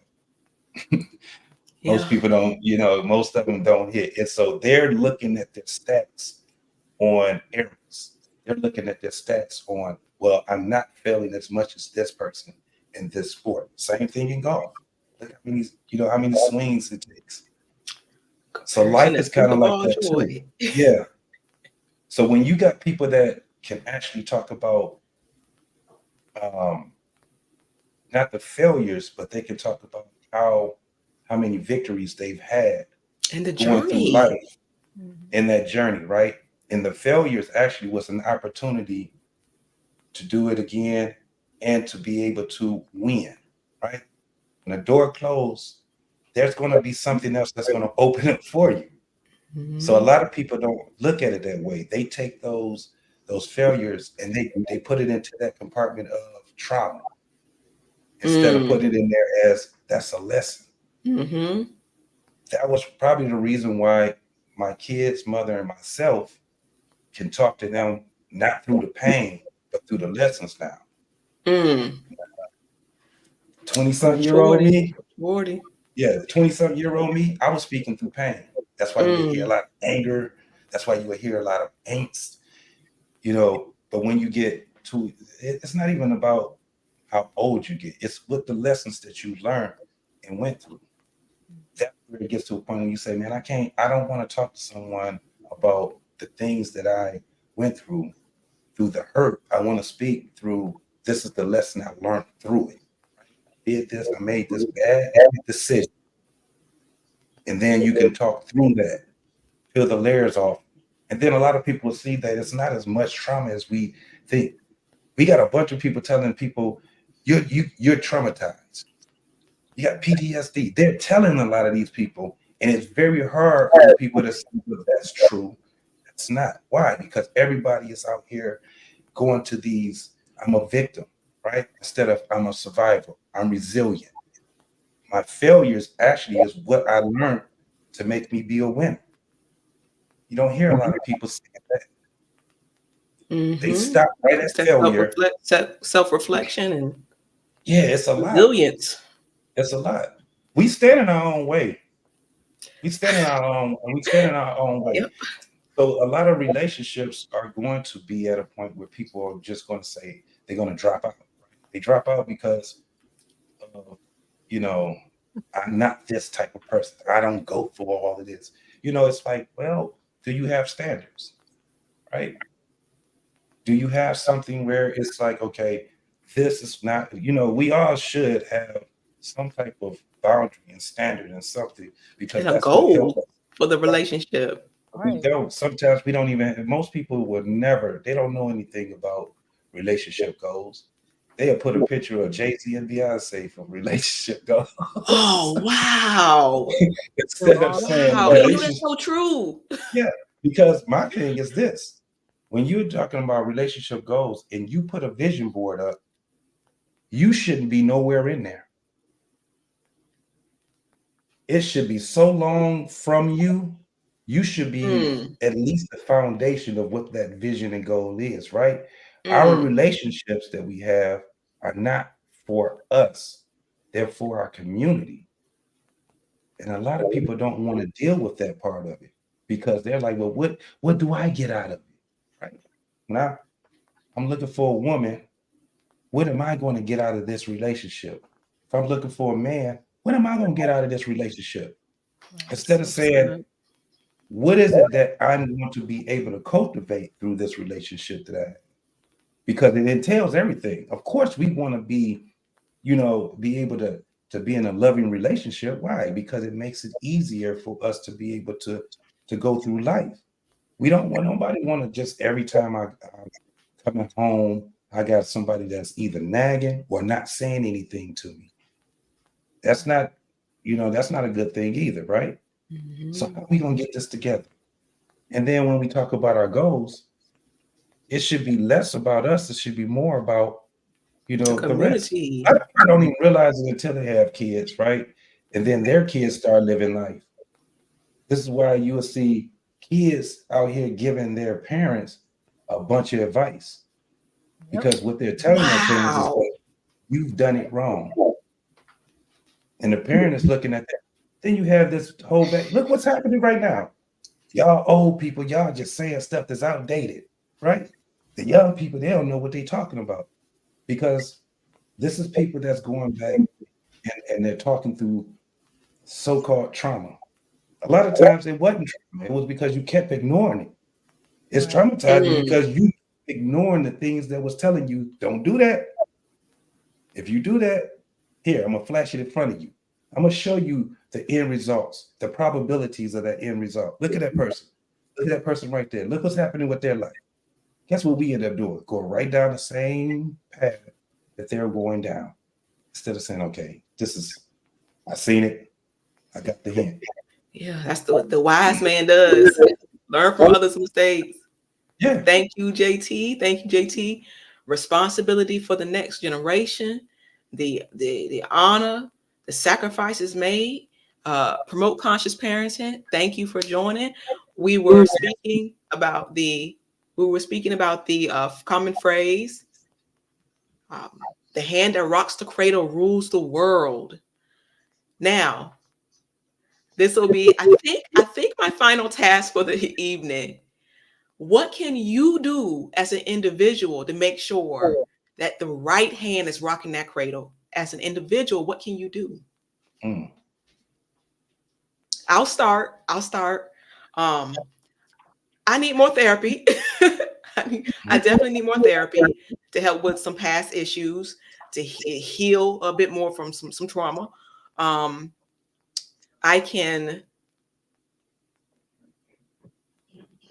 feel with that therapy, I'll be an even better role model to not just my daughter, but to other young ladies. Mm-hmm. Would you like to go next? I will. I need you to do me a favor, sis. Repeat that again so I can Absolutely. The common phrase, common saying, the hand that rocks the cradle rules the world. What can you do as an individual to make sure that the right hand is rocking that cradle? For one, vetting. Everybody was not equipped to have children or to be parents. Make sure that the mate that you choose, which is your husband, is well grounded. He has a spiritual background. He's very nurturing with the children, because it's a lot of times a lot of people don't want kids. You know what I'm saying? They don't want them. And then when they do get them, they don't know how to treat the kids because they didn't want them in the first place. So you really have to vet. And they're not going to put in the work because they didn't want them in the first place. Yep. And that goes for people be like, it's the fathers. It'd be some mothers too, because I'm telling you, these mothers be treating these kids like, and you wonder why they monsters. People get mad at me for saying that, but it's the truth. And the main person that's actually rocking the cradle is the mother, because she's the one at home. And it's sad that we have a lot of single mothers out there, and they rocking the cradle, and they half rocking the cradle, and some not even rocking that cradle at all, and these kids are lost. So what to do is to vet, make sure that the person that you chose to be your wife or your husband, just make sure that they there for the long run. And a lot of times we as women don't look at the long game in a marriage. It's about what I can get out the marriage now. And I believe with the men, they look at the long game. They already thinking about where I'm gonna be in 25 years to where, and it's the difference with the women. They like where I'm gonna be in the next 24 to 48 hours or what I'm gonna do. Where I'm gonna be and who I'm gonna be with. Exactly. So yeah, that's my take on it. Thank you, Miss O. So we have mental health, setting a good example, vetting, and having those relationship goals. Gentlemen? I would say to focus on the greater good of the union and let harmony be your beacon and your guide in the way that you treat the individuals that you're with, the way that you speak to those individuals when you're thinking about things in the future. Let harmony be the center of that. And I think if it works for me when I focus on the harmony between, my household, the harmony that I have between my boys, the harmony that I have in my profession. And I always let that be, what I see and what I focus on. And when I do that, it changes my whole demeanor. It changes the way that I communicate individuals. It really gets my problem solving in a certain way where I'm taking other individuals insight and things that they want. I'm taking what they want. I'm interjecting it with my problem solving because I want to make this big harmony pie. And then the way that I move will go towards that particular goal. So I would just say, let harmony in the union be one of your focuses and let it come through that. Awesome. Thank you. I love that. Harmony as a focus. And we have Milani, pursue balance. We have Boss Man. Do you think that's why abortion rates are so high? Yeah, not wanting the kids. Was that what you were referring to? Just not wanting the kids? So. Absolutely. I think that's what he's referring to. And not loving yourself to begin with. And JT? Yeah, one of the things is definitely balance, right? Being able to have balance within yourself. One of the things that a lot of people don't have is balance, and one of the reasons why is because they haven't caught up to some of the things in their mind, right? We got all these things that we want to do, but procrastination knocks you off balance. And I think the majority of us have a problem with procrastination, right? Some people have a high severity of it. Some people have a low severity. The reason is because life just keeps going, right?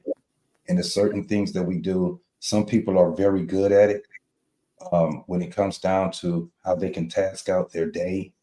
Some people, they have certain rituals. And I would tell people, one of the things is that you may have to create certain rituals that you would have to practice to get you better and better and better, because it keeps you in balance. One of the things that you can find out about a person that's off balance is if they have a car. Look at how the car is. If the car is junky, it doesn't have to be dirty.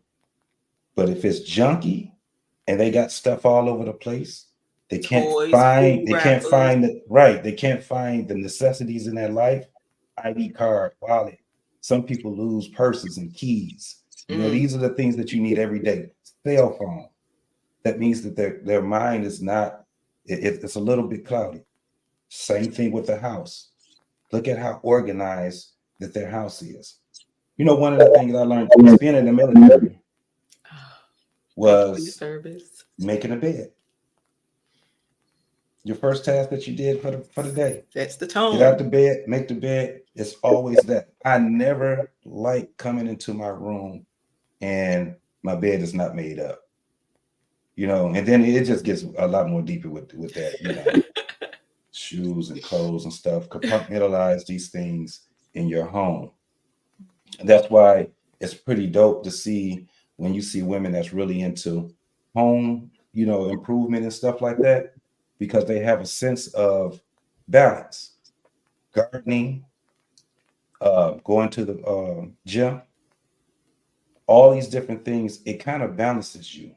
But it has to be practiced too, because a lot of people, they want to do these things, but for some odd reason, procrastination stands right in front of their face. They don't have that discipline. They don't have the do it next week. I'll do it next week. And it's something that we all probably can relate to when it comes down to it, but a lot of people don't want to really say, no, I have an issue with procrastination.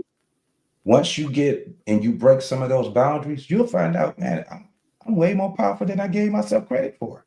That's what it. So it exudes on other people. It's funny that the people that you're around, if you are that they see what you're doing, they seeing some of the outcomes that's happening in your life, they're gonna start adapting it because they're gonna be looking. You're a magnet. Yeah. What are they doing to they start seeing this is the things that you do. It's really cool to see that type of thing. So, create more balance in your life, I would say. Thank you, JT. That was awesome. We have Boss Man Solution. I think it's important to ensure that you are prepared to rock the cradle and care for that cradle. Additionally, ensure the person you pick is equally yoked with you and share your values. Yes, vet. So we have a lot of great actors and actresses out there with the costumes and all. Mm-hmm. We know the costumes, the BBL prosthetic, and the From I head all to toe. that, but You just gonna say from head to toe. Yes, yes. All right. Does anyone have anything else they'd like to add or any questions? Well, I want to say this to you ladies. Congratulations on your first show, man. It was awesome to see this. I'm like, man, and welcome to the Black Man Unfiltered Network, man. You guys are awesome. Thank you. Thank you. Thank you. Thank you, Miss O. Thank you. Absolutely. Thank you. Final thoughts? Would you like to go first? I'll go. Yeah, one of the things with I don't know who's listening, but when you're talking about having a relationship, you have to not be fearful. So there's a couple of things that a lot of people have to take in mind when they're back out here in this dating world. Yeah, don't date with fear. Don't date with frustration. I think it's that I don't think it's that far-fetched to ask of yourself to actually find out what it is about you, right? That created a failure in your last relationship. Look at everything as a lesson, and the way that you do it is that you learn from it. You can't internalize each and everything that happens. Sometimes what's going on with another person, if you never found out what was really going on in their head, you wouldn't be able to learn the full lesson, right? So we have to keep from being enemies with one another, right? If a relationship breaks up, at some point, you have to be at a point where you can say, okay, we're going to break this. We're going to cut our ties with each other, but we're not going to be enemies. It's not an easy task because some people do some things where it's like, ooh, that's unforgivable, right? Yes. But at some point, you have to look at that as, okay, chalk that up as part of that lesson. Do not put that into your hurt basket, because somebody is going to show you something that you're going to think that's familiar. It's going to look familiar, but it may not be the same thing. Why? Because intent is also in, you know what I'm saying? So two people can do the same act, but what changes the act is the intent. That's what changes it. It's the intent. And a lot of times when when you're in heated relationships with the person that you're involved with, ask them sometime, do you think what I did was malicious? And you guys can actually have that conversation, right? And then you can probably get past a lot of things, because what happens is that a lot of people will take what you've done as malicious towards them. And if you don't at least address the intent, then it's always going to be, well, you did this. And then we're going to be sitting back taking score and stuff like that. So, that's one of the greatest things in the world to also learn, because a lot of relationships, I think, prematurely had ended because people looked at just the act and not the intent also. And then that person is surprised that the other thinks that it was malicious when they didn't mean it that way at all, whatever the scenario may be. Absolutely. Thank you, JT. I would like to go next, if you don't mind, Miss O. All right, here, sis. Specifically to our young ladies out there, look in the mirror. Say that you love yourself. I know a lot of us out there don't believe it, but every day, look in the mirror, say that you love yourself, and take the necessary steps, whatever that looks like, to make that statement true. There is so much power in our femininity. We have to embrace it.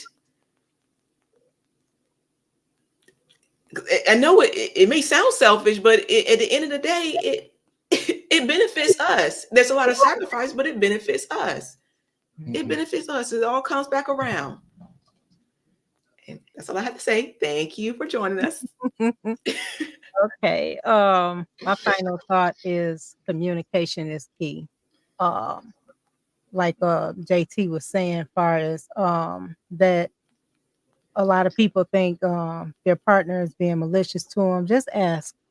You had that honest conversation, whatever, and and because when people talk to us, we do fly off the handle. Like, what do you mean? And you get offensive real quick, and you throw up the defensiveness. But yeah, communication is key, and also when it comes to you young women and also the wives. For the young women that's looking for a marriage, I agree wholeheartedly with sis on this one. Make sure that you love yourself, work on yourself. If you need counseling, please get it. Because a lot of times us as women, we don't get the counseling, and then whatever man we get with, we throw all that trauma and all that stress that we haven't worked on that man. Now he already juggling the world, and he have to juggle you, and that's not even fair. So make sure you have your affairs in order before you even attempt to even look for a husband, actually, because it doesn't work out in the long run.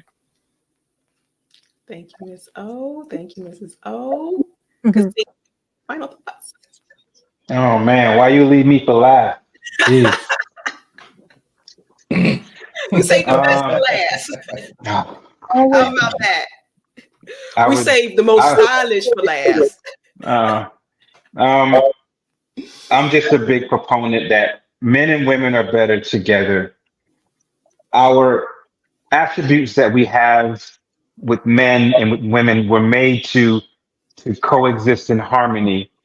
And the best outcome we can get is if we sharpen our tools and we sharpen our attributes. So therefore we can get the biggest results out of what we want and what we should desire out of that individual that we're going to be with. So focus on your attributes, sharpening your attributes, sharpening your communication skills, sharpening your conflict resolution skills, and having harmony to be the essence of what you want. And you're going to get way, way better results if you take a look at it from that aspect.